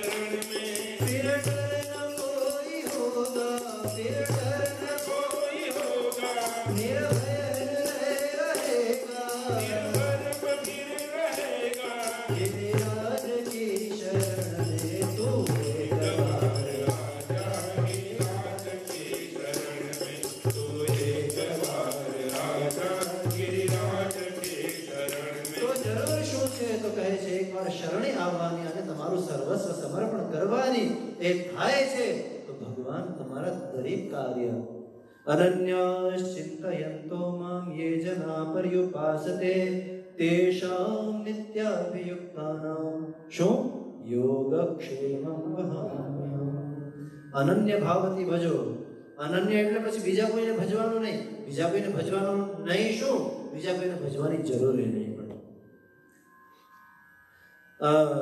જો મારી ભૂલ ન થતી હોય તો અમુક વૈષ્ણવ સંપ્રદાયો એવા છે જેમાં તમને કૃષ્ણ સિવાય બીજું નામ લેવાની પણ છૂટ નથી, બરાબર?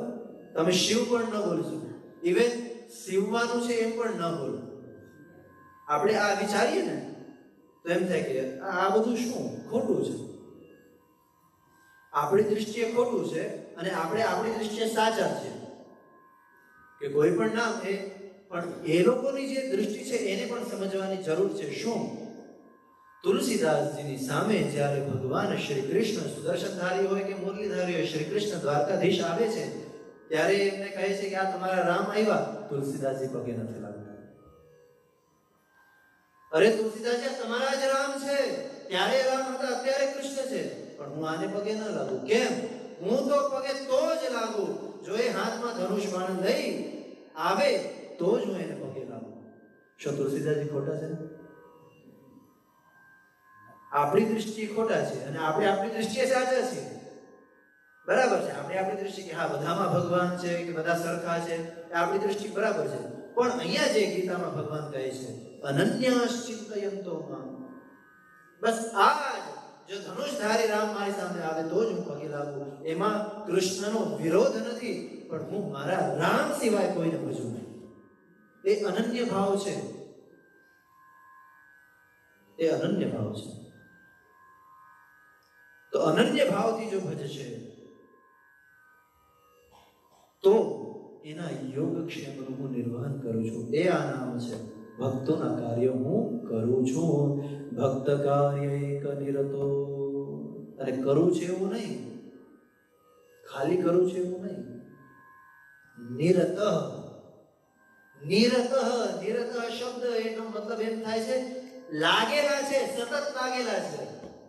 ક્યાંક મારો ભક્ત પાછો ન પડે, ક્યાંય એનું કામ સત્કાર્ય થતા રહી ન જાય।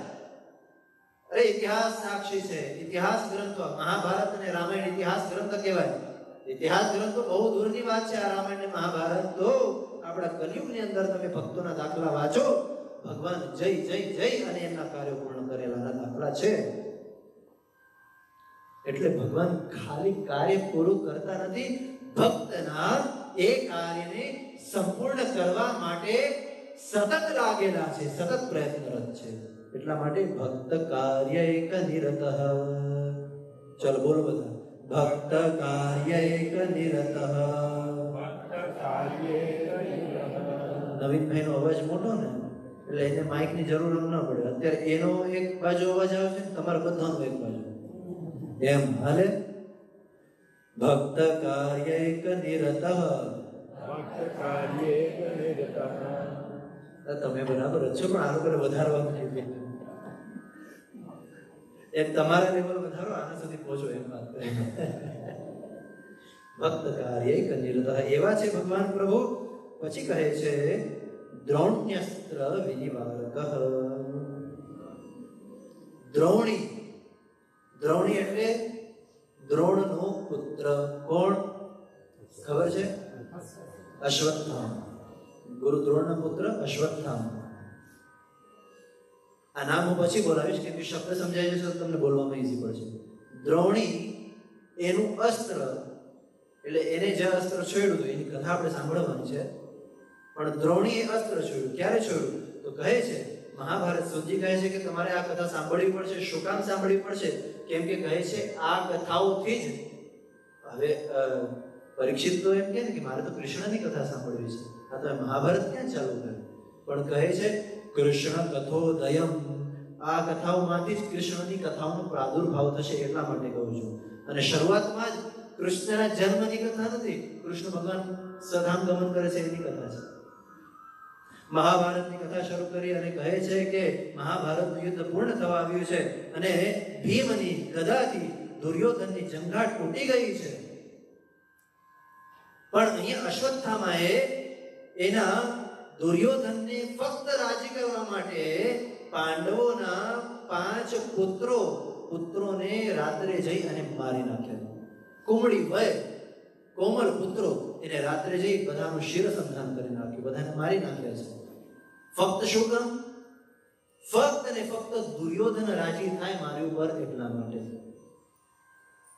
આપણે પણ ઘણી વખત એવું કરીએ છીએ ને. આપણે એક સંસ્કૃતમાં શબ્દ છે ચાટુકારિતા. ચાટુકારિતાયામ પદાર્થ સિદ્ધિ એવું કહેવાય છે. અમે લોકો એ વિનોદમાં આનંદમાં કહેતા હોઈએ છીએ. એટલે કોકને રાજી કરવા માટે શું કરવું કે શું ન કરવું એનું ધ્યાન રાખો તો તમારામાં વિવેક છે. અશ્વત્થામાને ધ્યાન ન રહ્યું, એને ખાલી દુર્યોધન રાજી થાય એટલું જ જોઈએ. એના માટે એને પાંડવોના પુત્રોને મારી નાખ્યા. દ્રૌપદી દુઃખી થઈને રુદન કરે છે. આ બાજુ પાંડવો આવે છે, બધા એને શ્રી કૃષ્ણ ભગવાન સમજાવે છે, પાંડવો સમજાવે છે, પણ માં એના નાના 5 દીકરાઓ ગયા કે કેવી રીતના શાંત રહે? હવે અર્જુન અને ખીજાઈને કે જેને આ આતતાઈ કર્મ કર્યું છે, જે આ આતતાઈ છે, ભલે પછી બ્રાહ્મણનો દીકરો હોય, આતતાઈ વધારણા એ બ્રહ્મપુત્રને હું એનો શિર કાપીને જો ન લઈ આવું દ્રૌપદી, ત્યાં સુધી તારા શોકને તું છોડતી નહીં. હું આને મારી નાઉં છું. હાલો ભગવાન શ્રી કૃષ્ણ બેસો, સારથી છો ને, બેસો, મારું રથ હાંકો. ભગવાન શ્રી કૃષ્ણ રથ હાકે છે. રથ હાંકતા અને અશ્વત્થામા ને ખબર પડી કે અર્જુન આવે છે, મને મારી જ નાખશે. ડરી ગયો, ડરીને બધા લોકોમાં ભાગે છે. પણ હવે કૃષ્ણની સાથે છે, મને કોઈ બચાવી શકે એમ નથી. એનાય થોડા થાકી ગયા. છેલ્લે એને એમ થયું કે હવે કોઈ ઉપાય નથી, એટલે એને ઉપાડ્યું. અર્જુન છે, સાથે કૃષ્ણ છે, જેવું તેવું શસ્ત્ર નહીં ચાલે. બ્રહ્માસ્ત્ર કાઢ્યું, જેનો કોઈ ઉપાય જ નથી, એ શસ્ત્ર કાઢ્યું અને છોડી દીધો અર્જુન પર. હવે અર્જુન ડર્યો. હવે ડરવાનો વારો અર્જુનનો. સૌથી મોટો ભય છે એ મૃત્યુનો છે. સૌથી મોટો ભય. તમે એમ કહો કે ના હું ડરતો નથી, એમ કહીએ કે રોડમાં વચ્ચો ઉભો રહી જાય, આંખો બંધ કર, અને અચાનક આંખ ખુલે ને સામેથી મોટું ટ્રક આવતું ને એમ થઈ જાય. શું કામ? ભય. સૌથી મોટો ભય મૃત્યુ. અને ભાગવત કથા મૃત્યુના ભયને પણ દૂર કરી શકે એવું અભય આપવામાં આવે છે. પણ અત્યાર સુધી ક્રોધ હતો અર્જુનને, પણ હવે ભયભીત થયો. હવે એને એમ થયું કે ઓહ, બ્રહ્માસ્ત્ર આવ્યું મારી સામે, હવે હું કેમ બચું? પણ પાસે જ છે ને કૃષ્ણ, શરણે ગયો. ભગવાન શ્રી કૃષ્ણએ કહ્યું કે અર્જુન, અશ્વત્થામાને ફક્ત બ્રહ્માસ્ત્ર છોડવાની વિદ્યા આવડે છે, બ્રહ્માસ્ત્ર પાછી વાળવાની વિદ્યા આવડતી નથી. તને 2 વિદ્યા આવડે છે. એક કામ કર, બ્રહ્માસ્ત્રનો બીજો કોઈ ઉપાય નથી, તું એની સામે બ્રહ્માસ્ત્ર જ છોડ. બંને બ્રહ્માસ્ત્ર ભટકાણા, પ્રલય જેવી સ્થિતિ થઈ ગઈ છે. બધા ડરી ગયા, પણ પછી ભગવાનની આજ્ઞાથી બંને બ્રહ્માસ્ત્રને અર્જુને પાછા વાળ્યા છે. એટલા માટે અગેન કથા અને નામ. એટલા માટે દ્રૌણી એટલે કોણ? મને પાછળ દેવા જોઈએ છે. દ્રૌણી એટલે કોણ? ખાલી સ્ટોરી સાંભળવા વાળા અત્યારે નહીં બોલતો. દ્રૌણી એટલે કોણ? અશ્વત્થામા. કોણ? દ્રોણનો પુત્ર એટલે દ્રૌણી, એટલે એને દ્રૌણી કહેવાય. હવે દ્રૌણીનું અસ્ત્ર, એનું જેને નિવારણ કર્યું, અર્જુન તો દોડીને આવી ગયો ભગવાનના ચરણે, પણ ઉપાય કોને કીધો? ભગવાને કીધો. એટલે દ્રૌણી અસ્ત્ર નિવારક. આ ભગવાનનું પુરુષોત્તમ સહસ્રનામનું એક નામ. શું નામ છે? દ્રૌણી અસ્ત્ર નિવારક. તમને થોડુંક છૂટું પાડીને કીધું, બાકી સ્તોત્રની દૃષ્ટિએ દ્રૌણ્યસ્ત્ર નિવારક. સરસ. હવે એ તો થઈ ગયું, પણ આગળ જે ભગવાનનું નામ છે એ છે ભક્ત સ્મય પ્રણેતા. બરાબર? બે અર્થ કરીએ તો જે ભક્તને બચાવે એ એવો અર્થ પણ કરી શકાય, અને એક અર્થ એવું પણ કરી શકાય કે જે ભક્તને પણ વિસ્મયમાં નાખી દે, આમ આશ્ચર્યમાં નાખી દે. કેવી રીતના? હવે અર્જુનની સામે બ્રહ્માસ્ત્ર આવ્યું, બ્રહ્માસ્ત્રથી ભગવાને રક્ષણ તો કર્યું, પણ હવે અશ્વત્થામાને પકડ્યો અર્જુને, અને પકડીને લઈ આવ્યો પાંડવોની સામે, દ્રૌપદીની સામે. અને દ્રૌપદીની સામે હવે દ્રૌપદી તો કે આનું શું કરવું છે? ત્યારે ભગવાને મજા લીધી. શું? અરે શું પૂછે છે, શું કરાય? આતતાઈ વધારણ. આ તો આતતાઈ છે. આતતાઈ એટલે કોણ? તો કે જે ઘરમાં આગ લગાડી દે, જે ઝેર આપી દે, જે પુત્રોને મારી નાખે, જે જંગલની અંદર આગ, ઘણા બધા એના પ્રકાર છે, એ બધા આતતાઈઓ કહેવાય છે. અને આતતાઈનો એક જ ઉપાય વધારણ. એને તો મારી નાખવો જોઈએ ક્ષત્રિયએ. આતતાઈ વધારણ, મારી નાખ. પૂછે છે શું? પણ અહીંયા દ્રૌપદી આગળ આવી. ના પ્રભુ, આને ન મારશો. ગમે એવું અમારા ગુરુદેવનો પુત્ર છે, ગમે એવો છે, બ્રાહ્મણ છે. કહે છે દ્રૌપદી કે જો બ્રાહ્મણ પતિત પણ હોય તો પણ એને શિક્ષા થતી નથી. આજના સમયમાં બ્રાહ્મણોને ખીચાવડ બહુ નીકળી ગઈ છે. અમે લોકો લગ્નમાં જઈએ ને, મહારાજ આમ કરાય, આમ હાલતું હશે, અમારે તમારે વિવેક રાખવો પડે ને. સારું, તમારા જે થતું એમ કરો. દ્રૌપદી શીખડાવે છે ગમે એવું તમે વિચાર કરો, વેદ ભણેલો કે તમારી વિધિ કરાયેલો, એ બધા બ્રાહ્મણની તો વાત જુદી છે. આતતાઈ જેને 5 દીકરાને મારી નાખ્યા, અધમ કોટીમાં આવી ગયો, અશ્વત્થામા અધમ કોટીમાં આવી ગયો છે અત્યારે, એને પણ દ્રૌપદી કહે છે એને શિક્ષા તો દૂર, એના માટે કોઈ દુર્વચનો પણ કહેવાય નહીં. એટલા માટે પતિ પરમેશ્વર એને મારશો નહીં. હવે જે ભગવાનનું નામ આવ્યું ને, ભક્તસ્મય પ્રણેતા, ભક્તને પણ જે છે ને અમુક વાર આશ્ચર્ય પમાડી દે, અમુક વાર મૂંઝવણમાં નાખી દે કે હું આ હવે શું કરું. હવે ભગવાને રમત કરી. આ કેટલો સિરિયસ સમય ચાલે છે ને. તમે વિચાર કરો, કોકને પાંડુના પુત્રોને મારવા વાળા એને કેટલું જઈને પકડ્યા, ત્યાં કેટલું બ્રહ્માસ્ત્રનું યુદ્ધ થઈ ગયું, એને પકડી અને અહીંયા લઈ આવ્યા છે. એમાં ભગવાન કહે છે મારી નાખો, પણ આમાં ગંભીર તીખડ ભગવાન કરતા ને એવું લાગે છે. હવે ભગવાન કહે છે બ્રહ્મ બંધુર્ન હંતવ્ય. હા, સાચી વાત છે દ્રૌપદી, બ્રાહ્મણને ન મરાય. આ બાજુ કહેતા હતા છોડતો નહીં અર્જુન, આ બાજુ કહે છે કે ન મરાય. પણ આગલું નામ પેલા તમે બધા નામ બોલ્યું, ભક્તસ્મય પ્રણેતા ચ. ભક્તને સ્મયમાં નાખીએ એવા છે એટલે ભક્તસ્મય પ્રણેતા. પણ આગળ આચરણમાં તો નાખે. ભગવાન અમુક વાર ભક્તને છે ને ફસાવે, મજા કરતા ને એવું લાગે, રમત કરતા એવું લાગે, ભક્તને ફસાવે પણ બહાર પણ એ છે. એ આગળ નામ આવે છે એટલે હું બોલતો નથી, પણ એ ત્યાં પણ આપણી પરીક્ષા થઈ જતી હોય, તમારા વિવેકની પરીક્ષા થઈ જતી હોય. તો અહીંયા આગળ હવે અર્જુને સંકલ્પ કરી લીધો છે કે મારે આને માર્યા વગર છૂટતો નથી. અને આ બાજુ ભગવાન પહેલા તો ચગાવી દીધો આસમાનમાં, હા મારી નાખ. અને હવે કે છે ન મરાય. હવે શું કરે? લેકિન ભગવાનને ખબર છે મારો ભક્તએ આ વાત કરી છે તો એના વચનોને પણ મારે રાખવાની જવાબદારી મારી છે. એટલે પછી વચલો રસ્તો કર્યો. શું? ભગવાન કહે છે કે બરાબર છે કે મેં જ કીધેલું છે કે બ્રહ્મ બંધુર્ન હંતવ્ય, બ્રાહ્મણને મારવો જોઈએ નહીં. અને મેં જ કીધું કે આતતાઈને મારી નાખવું જોઈએ.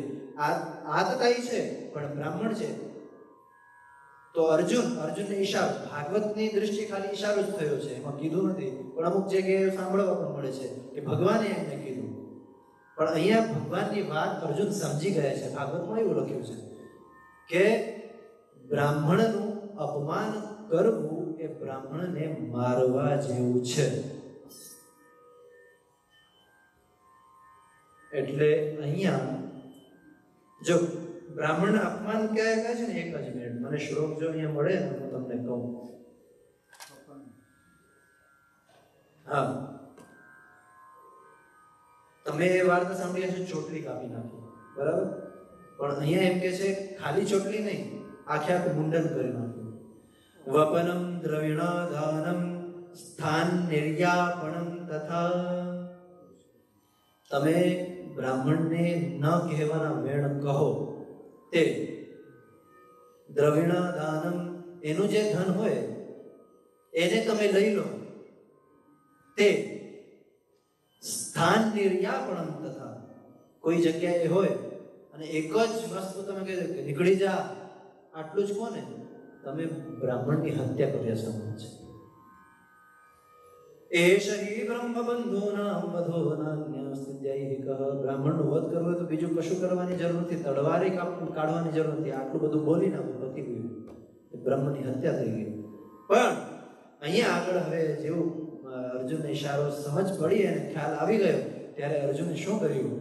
મણિમ જહાર મૂર્ધન્ય, એના મસ્તક ઉપર જે મણિ હતું, જે એનું તેજનું કારણ હતું, એ જ કાઢી લીધું અને એના વાળનું મુંડન કરી નાખ્યું. એટલે એને મૃત્યુ સમાન છે. એટલે એને જેને વચન લીધું હતું એ વચનનું પરિપાલન પણ થઈ ગયું, બ્રહ્મ હત્યા આતતાઈની મદદ પણ થઈ ગયું, અને આ બાજુ બ્રાહ્મણને ન મારવું જોઈએ એ પણ સચવાઈ ગયું. એટલે ભક્તની જે વચન હતું એ વચન ભગવાને રાખ્યું. એટલા માટે ભગવાનનું નામ છે ભક્ત વાક પરિપાલક. શું છે? ભક્ત વાક પરિપાલક. બોલો, ભક્ત વાક પરિપાલક. સરસ. ભક્તોના વચનનું પણ જે રક્ષણ કરે, આગળ ભીષ્મદાદાના પણ વચનોનું રક્ષણ ભગવાને કર્યું છે. હવે કહે છે બ્રહ્મણ્ય દેવો, આ બાજુ બ્રાહ્મણને પણ બચાવ્યો, રાઈટ? ન હંતવ્ય એમ કહીને બ્રાહ્મણને પણ બચાવ્યો. એટલા માટે નમો બ્રહ્મણ્ય દેવાય ગો બ્રાહ્મણ હિતાય ચ જગત હિતાય કૃષ્ણાય ગોવિંદાય નમો નમઃ. ભગવાન કેવા છે? બ્રહ્મણ્ય દેવ છે. એટલે બ્રહ્મને જાણવા વાળા અથવા બ્રહ્મમાં જે શ્રેષ્ઠ છે એ દેવ એટલે બ્રહ્મણ્ય દેવ. અને કેમ તો કે ગો બ્રાહ્મણ હિતાય, ગાય અને બ્રાહ્મણોનું હિત કરવા વાળા, જગત હિતાય, જગતનું હિત કરવા વાળા, જગત હિતાય એવા કૃષ્ણ અને ગોવિંદને હું પ્રણામ કરું છું. હવે કહે છે કે એ બ્રાહ્મણનું રક્ષણ પણ કર્યું. એટલા માટે ભગવાનનું નામ આવ્યું બ્રહ્મણ્ય દેવ. શું નામ છે? પછી કહે છે ધર્માત્મા, ધર્મની જે આત્મા છે, અહીંયા ધર્મનું રક્ષણ કર્યું એટલે ધર્માત્મા. ભક્તાનામ ચ પરીક્ષક. સરસ સંસ્કૃત આવડી ગયો, બીજી વાર બોલવું જ નથી પડતું. ભક્તાનામ ચ પરીક્ષક. ભક્તની પરીક્ષા કરી, અર્જુનની પરીક્ષા કરી ને કે અર્જુન શું કરે છે. બે રસ્તા કીધા કે ભાઈ આમે કર, હવે તું તારી વિવેક બુદ્ધિ, આટલું તને ગીતાનું જ્ઞાન આપ્યું, થોડુંક તો વિવેક આવ્યો છે ને, હવે તારી વિવેક બુદ્ધિથી ડિસિઝન લે. એટલે ભક્તાનામ ચ પરીક્ષક. ભક્તોની ઘણીવાર ભગવાન પરીક્ષા પણ લઈ લેતા હોય છે. એટલા માટે જ્યારે પરીક્ષાનો સમય આવે, જ્યારે તમારા જીવનમાં પરીક્ષાની ઘડી આવે, તમે બધા તો અહીંયા મારા કરતાં કેટલા વડીલો બેઠા છો, તમે જીવનનો અનુભવ વધારે કર્યો છે. ઘણી વખત આપણા જીવનમાં એવા સંજોગ આવી જાય કે કપરી પરિસ્થિતિ આપણને લાગે, આપણને એમ થાય કે આ મારા જીવનના આમ નિમ્નમાં નિમ્ન ઘટના હોય તો આ એવા સમયે તમારા હોઈ શકે તમારા વિવેકની પરીક્ષા થાય છે. તમે કેવું ડિસિઝન લો છો એની પરીક્ષા થાય છે. અને એટલા માટે જ ભગવાનનું નામ છે શું? ભક્તાનામ ચ પરીક્ષક. વાતો કરવા વાળાને હું વધારે પૂછીશ. ભક્તની પરીક્ષા કરવા વાળા આસન હિત કરતા છે, બધાનું હિત કરવા વાળા છે ભગવાન. અને માયા હિત કર પ્રભુ, ભગવાન કેવા છે માયા દ્વારા પણ હિત કરતા હોય છે અથવા માયાથી પણ હિત કરતા હોય છે, એવા ભગવાન છે. ઉત્તરા પ્રાણદાતા છે બ્રહ્માસ્ત્ર વિનિવારક. કથાને આગળ વધારી. હવે આ બધું થઈ ગયું એટલે યુદ્ધ સમાપ્ત થયું. એટલે યુધિષ્ઠિર અને બધા પાંડવોએ નદીના કાંઠે, ગંગાને કાંઠે આવી અને જે કોઈ પણ લોકો ગુજરી ગયા હતા, ભલે એની સેનાના હતા, પરિવારના ન હતા, પણ એ લોકોને પણ એ લોકોએ અંજલિ આપી છે. બધું શીખવાનું. આપણી સાથે કામ કરતા હોય, આપણી પાસે કામ કરતા હોય, તમારા માટે કામ, તમે હોઈ શકે કોઈ સારી જગ્યાના તમે માલિક હો, સ્વામી હો, તો એવું નહીં કે નીચે કામ કરવા વાળા તમારા દાસ છે, એનું પણ ધ્યાન રાખવું જોઈએ. બરાબર? યુધિષ્ઠિરે જઈ જેટલા પણ લડ્યા હતા, જે લોકોનું સ્વર્ગવાસ થયું હતું, કેમ કે ગીતામાં લખ્યું છે ને કે જો તમે યુદ્ધ કરતા તમારું ધર્મ નિભાવતા તમારું પ્રાણ પણ જાય તો એ પણ મોક્ષ સ્વર્ગ પાવનારું છે. તો જે લોકો સ્વર્ગમાં ગયા એ લોકો માટે પણ જલાંજલિ યુધિષ્ઠિરે આપી છે. બધું પતી ગયું. કૃષ્ણ ભગવાને બહુ સમજાવ્યા કે ના ભાઈ, આ બધું દુઃખ કરવાનું ન હોય, મૃત્યુ તો નક્કી જ છે, મૃત્યુ તો નિશ્ચિત જ છે, એ આપણા હાથમાં નથી, એમ કરીને સમજાવે છે. હવે જ્યારે ભગવાન નીકળવાના હતા, બધા સાથે વાત કરતા હતા, ટાઢું વાતાવરણ હતું, એવામાં અચાનક જોરથી કોક રાડ પાડીને કોઈ સ્ત્રી આવતી હોય, ભયથી વિવર થઈને એવો અવાજ આવ્યો. જુએ છે કોણ? ઉત્તરા દોડતી આવે છે. શું કહે છે? પાહી પાહી મહાયોગીન દેવ જગતપતે. હે મહાયોગી, હે જગતના પતિ, જગતની રક્ષા કરવા વાળા, નાન્યં તદ ભયં પશ્ય યત્ર મૃત્યુ પરસ્પરમ. જ્યાં આજે માણસો એકબીજાને મારવા માટે તત્પર થયા છે, એ સમયની નહીં, આજની પણ વાત છે, માણસો એકબીજાને મારવા માટે, નીચો પાડવા માટે તત્પર થયા છે, એ સમયમાં મને કોઈ રક્ષા કરે એવું દેખાતું હોય તો કૃષ્ણ તમે છો, મારી રક્ષા કરો. પાહી પાહી, રક્ષા કરો. ઘબરાતી આવે છે, દોડતી આવે છે. કૃષ્ણ બચાવો. અગેન કોની પાસે યાચના કરવી એનું પણ ઇમ્પોર્ટન્સ છે. એક સરસ મજાનો શ્લોક છે. એક એવ ખગો માની વને વસતિ ચાતક. વનમાં એક બહુ સ્વાભિમાની પ્રાણી રહે છે, એનું નામ છે ચાતક પક્ષી. ચાતક પક્ષીનું એવું સ્વાભિમાન, એના જેવું સ્વાભિમાન રાખવાની વાત નથી. એનું સ્વાભિમાન એવું કે જો હું પાણી પીઉં તો પુષ્ય નક્ષત્રમાં જે પાણી પડશે, સ્વાતિ નક્ષત્રમાં જે પાણી પડશે એ જ હું પીશ. નીચે પણ પડી જશે તો હું નહીં પીઉં. એવું એનું સ્વાભિમાન. એક એવ ખગો માની, એવો સ્વાભિમાની. વને વસતિ ચાતક પિપાસિતો વા મ્રિયતે યાચતે વા પુરંદરમ. મરી જઈશ ચાલ છે, પણ ગમે એની સામે હાથ નહીં ફેરવો. પિપાસિતો વા મ્રિયતે યાચતે વા પુરંદરમ. હા, યાચના કરી શકીશ, એટલો બધો હું કઈ સ્વાભિમાની છું, અભિમાની નથી. યાચના કરી શકું, પણ જેવા તેવા સામે હું શું હાથ ફેરવું? યાચના કરીશ તો ઇન્દ્રને યાચના કરીશ કે વરસાવ, હું પાણી પીવા માંગુ છું. નીચે પડી જશે તો પણ નહીં. આપણે એવું સ્વાભિમાન રાખવાની હું તમને વાત નથી કરતો, પણ એ તો ઉત્તરાએ પણ યાચના કરી તો કોની પાસે કરી? ભગવાન પાસે. યાચના કોની પાસે થવી જોઈએ એ પણ આપણને આવડવું જોઈએ. ભગવાન પાસે આવી રક્ષાની પ્રાર્થના કરી છે ઉત્તરાએ.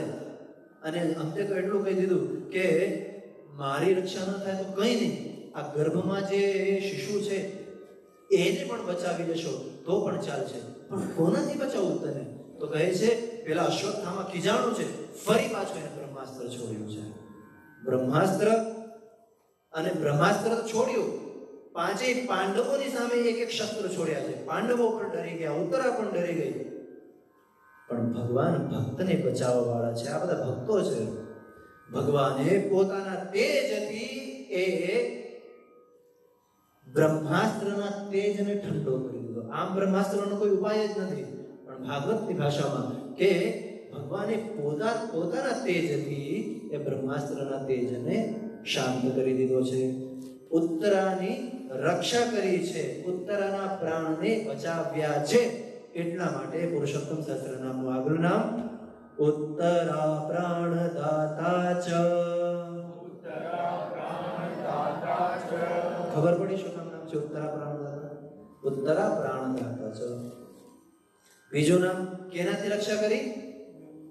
હા, તમને જ્યાં સુધી ગુજરાતીમાં હે ન કરે ત્યાં સુધી જવાબ નથી આપતો. આ મેં ટેવ પાડી દીધી છે કે એવું જ છે? હે કોનાથી રક્ષા કરી? બ્રહ્માસ્ત્રથી. એટલા માટે ભગવાનનું આગલું નામ બ્રહ્માસ્ત્ર વિનિવારક. સરસ. થોડીક ઘણી ભૂલ થાય એમાં તો ઠાકોરજી ચલાવી લે, તો અમે તો ચલાવીએ.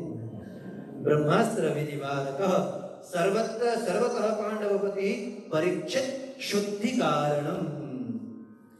હવે એ બધું થયું. એક કથા એવી પણ છે કે ભગવાને ગર્ભમાં પરીક્ષિતની રક્ષા કરી છે, બરાબર? અને એટલા માટે પરીક્ષિતનું નામ પરીક્ષિત એટલા માટે જ પડ્યું છે. પરીક્ષિતના વર્ડને તમે સંસ્કૃત પ્રમાણે જુદું કરો ને તો પરી અને ઈક્ષિત એ ભેગું કરો તો પરીક્ષિત થાય.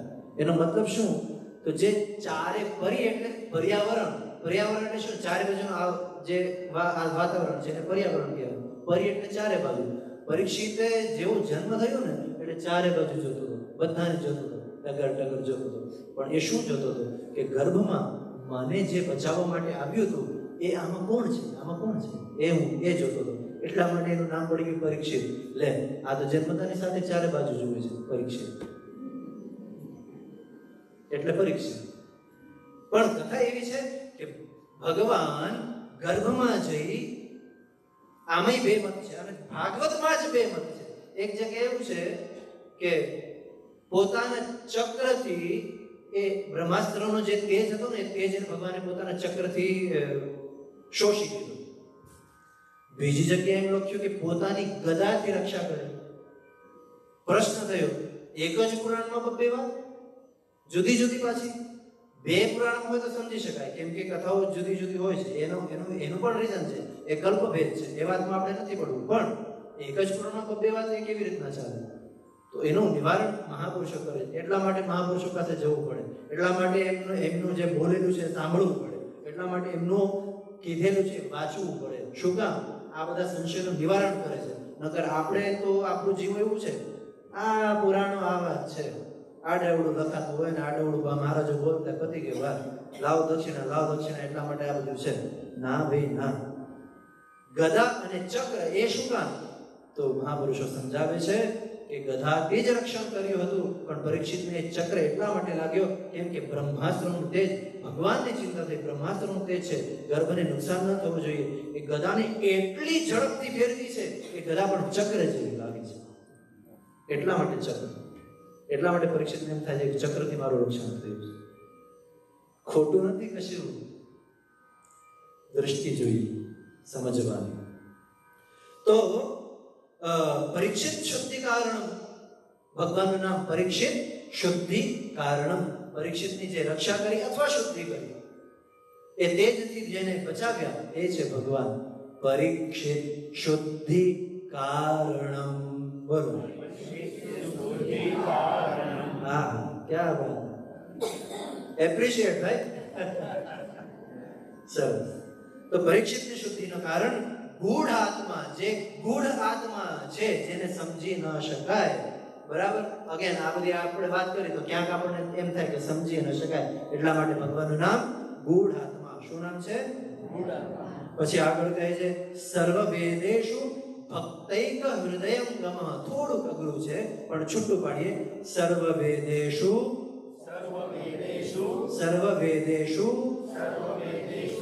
ભક્ત હૃદયં ગમઃ. વેદૈશ્ચ સર્વૈરહમેવ વેદ્યો. વેદમાં જે જાણવા જેવું છે એ હું છું, વેદ જ હું છું. વેદમાં જે લખેલું છે એ હું છું. વેદને જે બોલે છે એ હું છું. જે બોલે છે અને બોલીને વાણી સ્વરૂપે જે નીકળે છે એ પણ હું છું. કોઈના કાનમાં એ જાય છે એ પણ હું છું. અંદર જઈને જે ફેર પડે છે એ પણ હું જ છું. તો ભક્તૈક હૃદયંગમ, આ વેદ દ્વારા ભક્તૈક હૃદયંગમ, ભક્તના હૃદયમાં જવા વાળો હું છું, ભક્તના હૃદયમાં વસવા વાળો હું છું એવો ભક્ત પ્રિય ભગવાન. ઘણા બધા નહોતા. આપણે વાત કરીએ કે આ જ્યારે સ્તોત્ર ચાલુ હતું ને ત્યારે આ સ્તોત્રનું બીજ શું છે તો ભક્ત પ્રિય એવા ભગવાન એ આનું બીજ છે. બીજથી વૃક્ષ થાય. આના મૂળમાં જ પુરુષોત્તમ સહસ્રનામમાં કે ભાગવતમાં મૂળમાં જ ભક્તને પ્રેમ કરવા વાળા ભગવાન છે. એટલા માટે ઈશાન કથા ભાગવત એટલે શું? ખાલી ભગવાનનું ચરિત્ર નહીં, ભગવાનના ભક્તોનું પણ ચરિત્ર, ભગવાનનું પણ ચરિત્ર, ભાગવતોનું પણ ચરિત્ર એ આ ભાગવત છે. તો એવા પુરુષોત્તમ ભગવાનનું નામનું આપણે વખાણ કરીએ છીએ. ગૂઢાત્મા સર્વ વેદેશુ ભક્તૈક હૃદયંગમઃ. હવે ભગવાન બધાથી મળી અને પછી વિદા લે છે ત્યારે ભગવાનના ફઈબા આવ્યા. કોણ?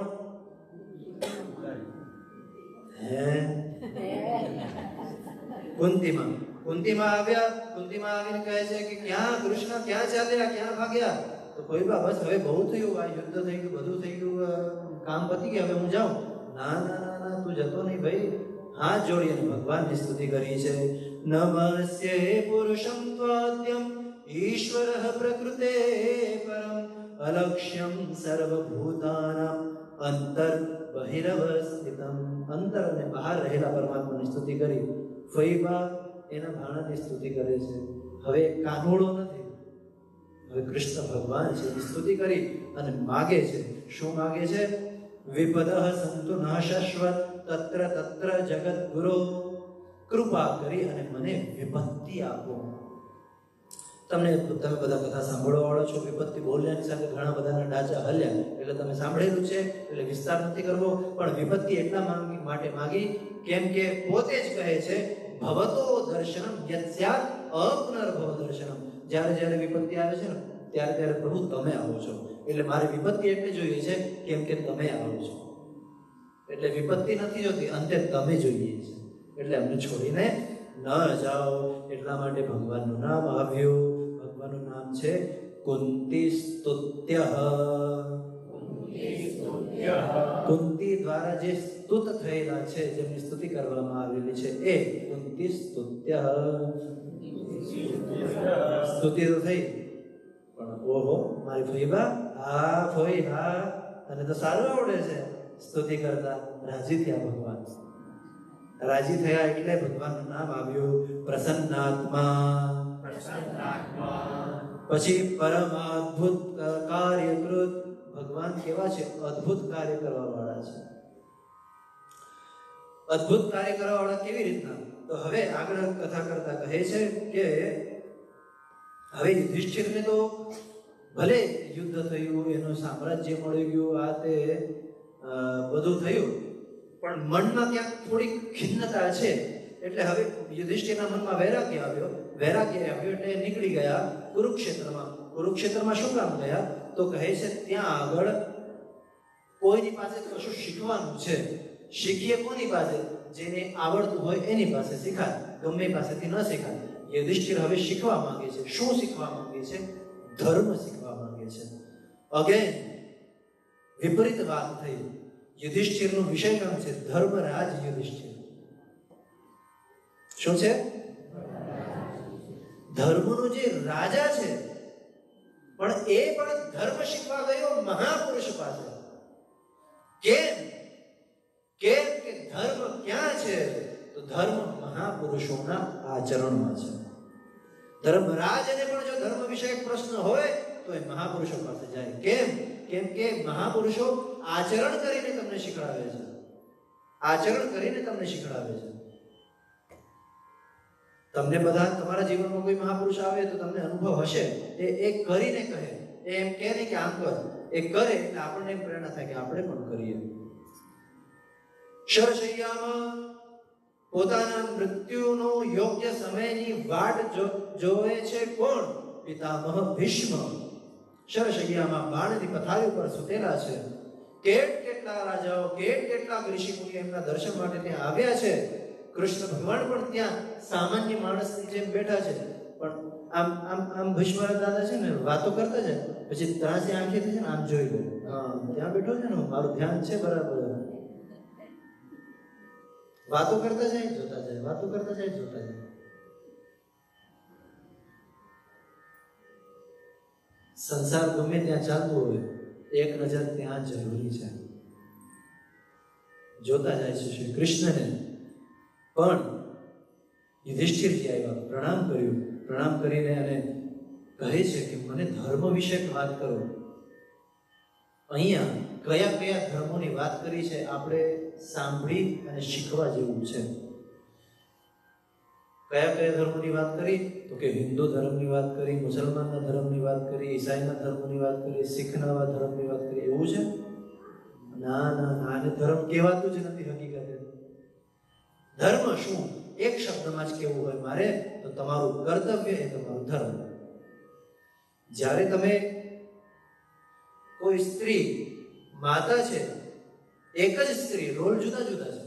ક્યારેક એ માં છે, ક્યારેક એ કોઈની પત્ની છે, ક્યારેક એ ક્યાંક તમે લોકો જોબ પણ કરો છો, ક્યાંક જોબ કરવા જશે. એવી રીતે ના પુરુષ એ પિતા પણ છે, કોકનો દીકરો પણ છે, એ કોકને ત્યાં કામ પણ કરે છે.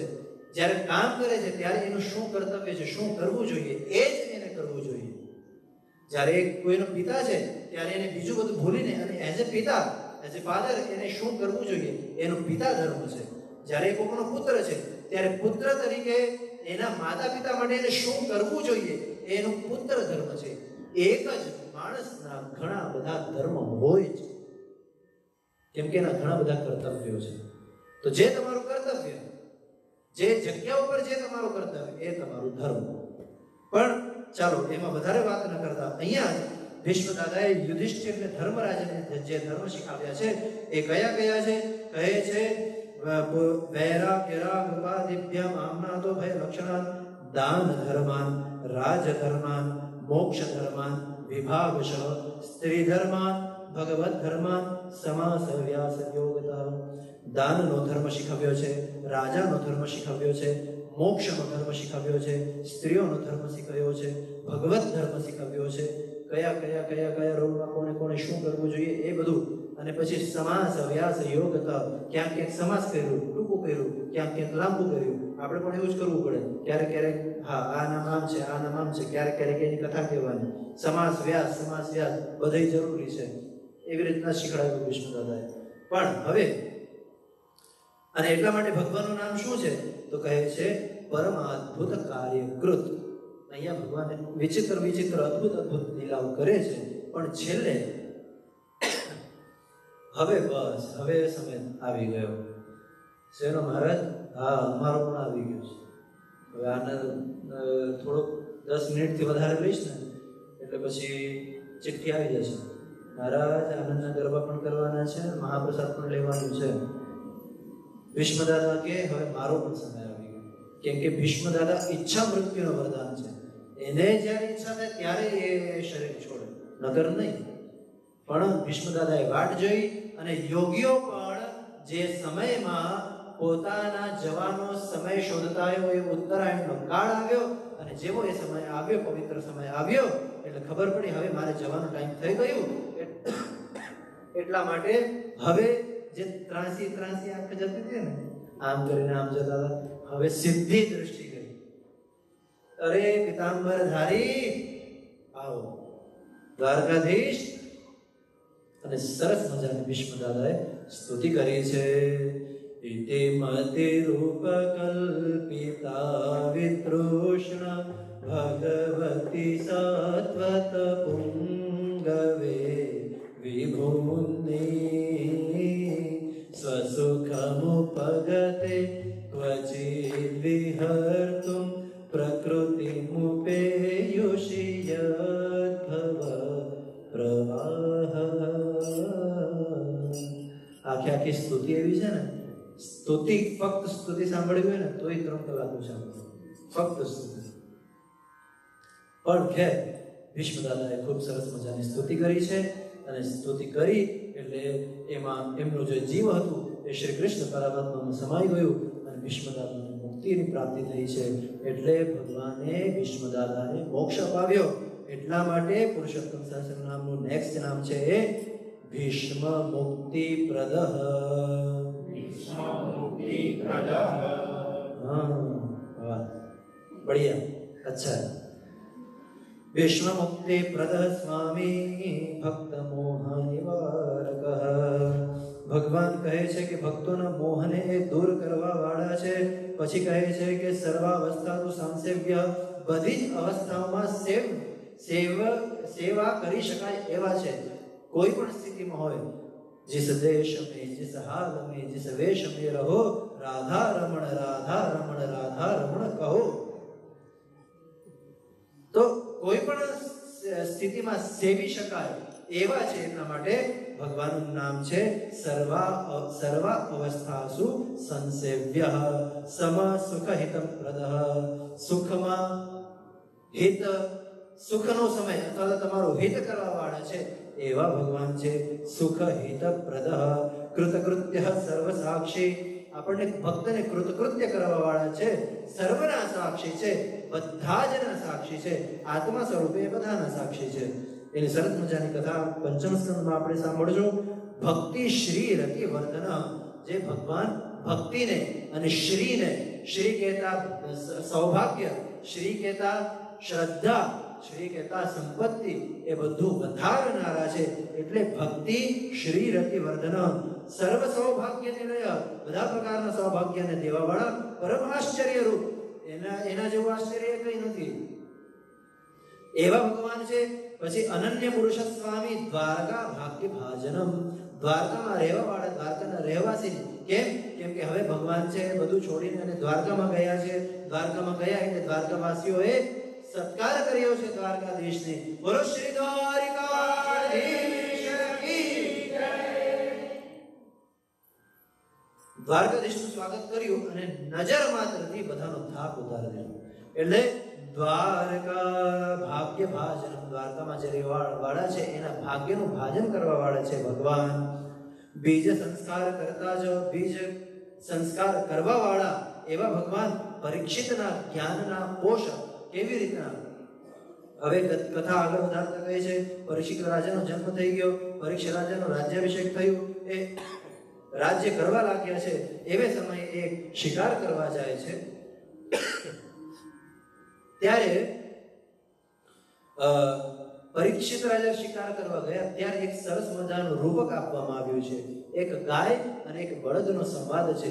બંને જણા ખૂબ દુઃખી છે. ટૂંકામાં હું વાર્તા તમને કહું છું. બંને જણા ખૂબ રડે છે, એકબીજાનું દુઃખ બીજા સાથે શેર કરે છે.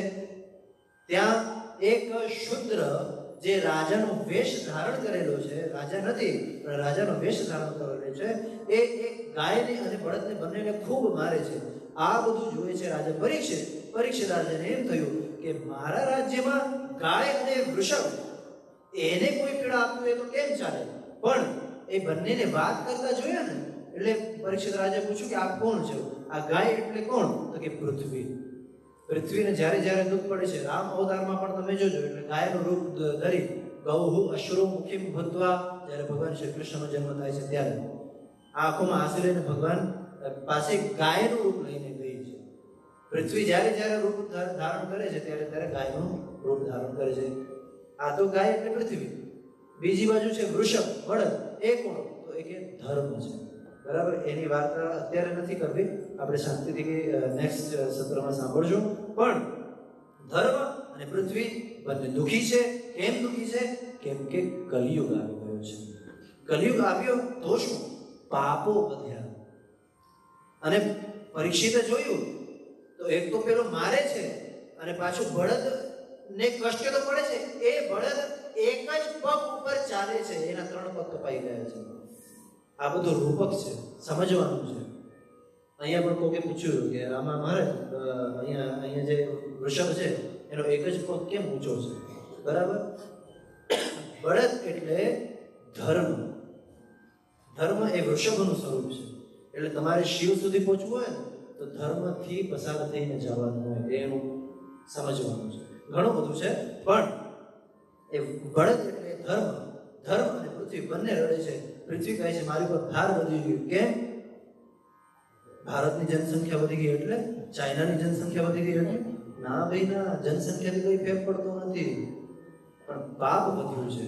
બળદ રડે છે, શું કામ? 3 પગ કપાઈ ગયા છે. ધર્મના 4 પગ છે: સત્ય, તપ, પવિત્રતા, દયા.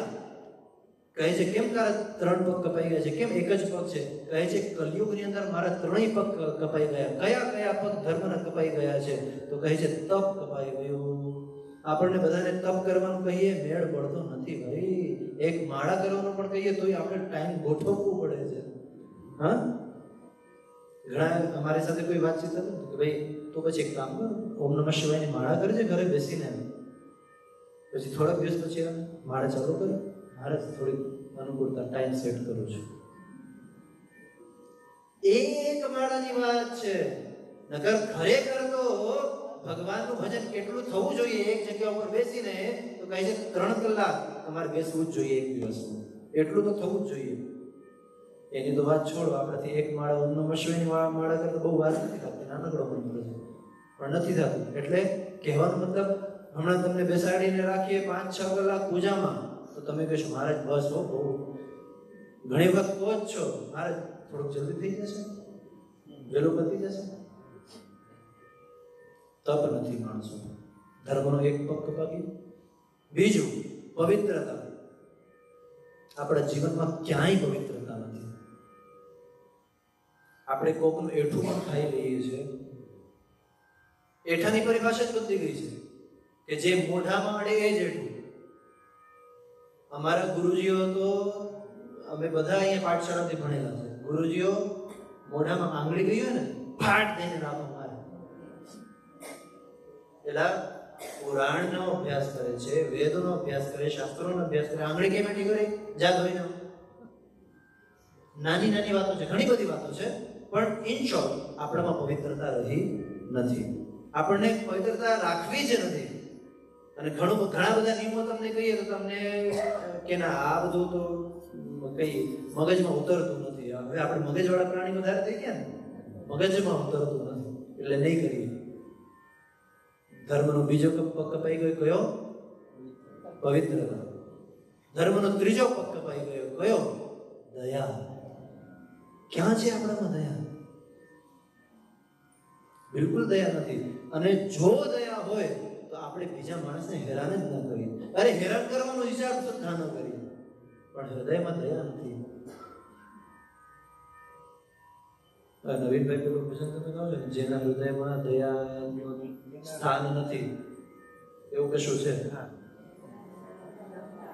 હા, આ બધા ભજનીકો જ છે. મારે તમારા પાસેથી ભજન ગાવડવું છે, પણ હારું એટલું બધું તમે લોકો એટલા પ્રેમથી સાંભળો છો ને મને એમ થાય કે બોલ્યા જ રાખો. હું વચ્ચે ભજન પણ નથી ગાવડાવતો, બોલ્યા જ રાખો. તમે એટલા બધા પ્રેમથી સાંભળો છો તો દયા નથી.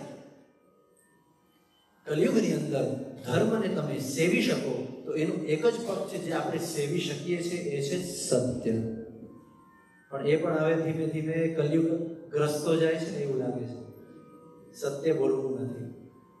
સત્ય બોલવાની વાત ક્યાં કરું? સત્યનારાયણની કથા ચાલતી હોય ને અને યજમાન વચ્ચે ફોન કરે, ભાઈ હું બહાર છું, થોડીક વાર તો જાણવાનું, સત્યનારાયણની કથા તો પૂરી થવા દેવી હતી ભાઈ. લો આમાં કેમ ધર્મ ઉભો રહે?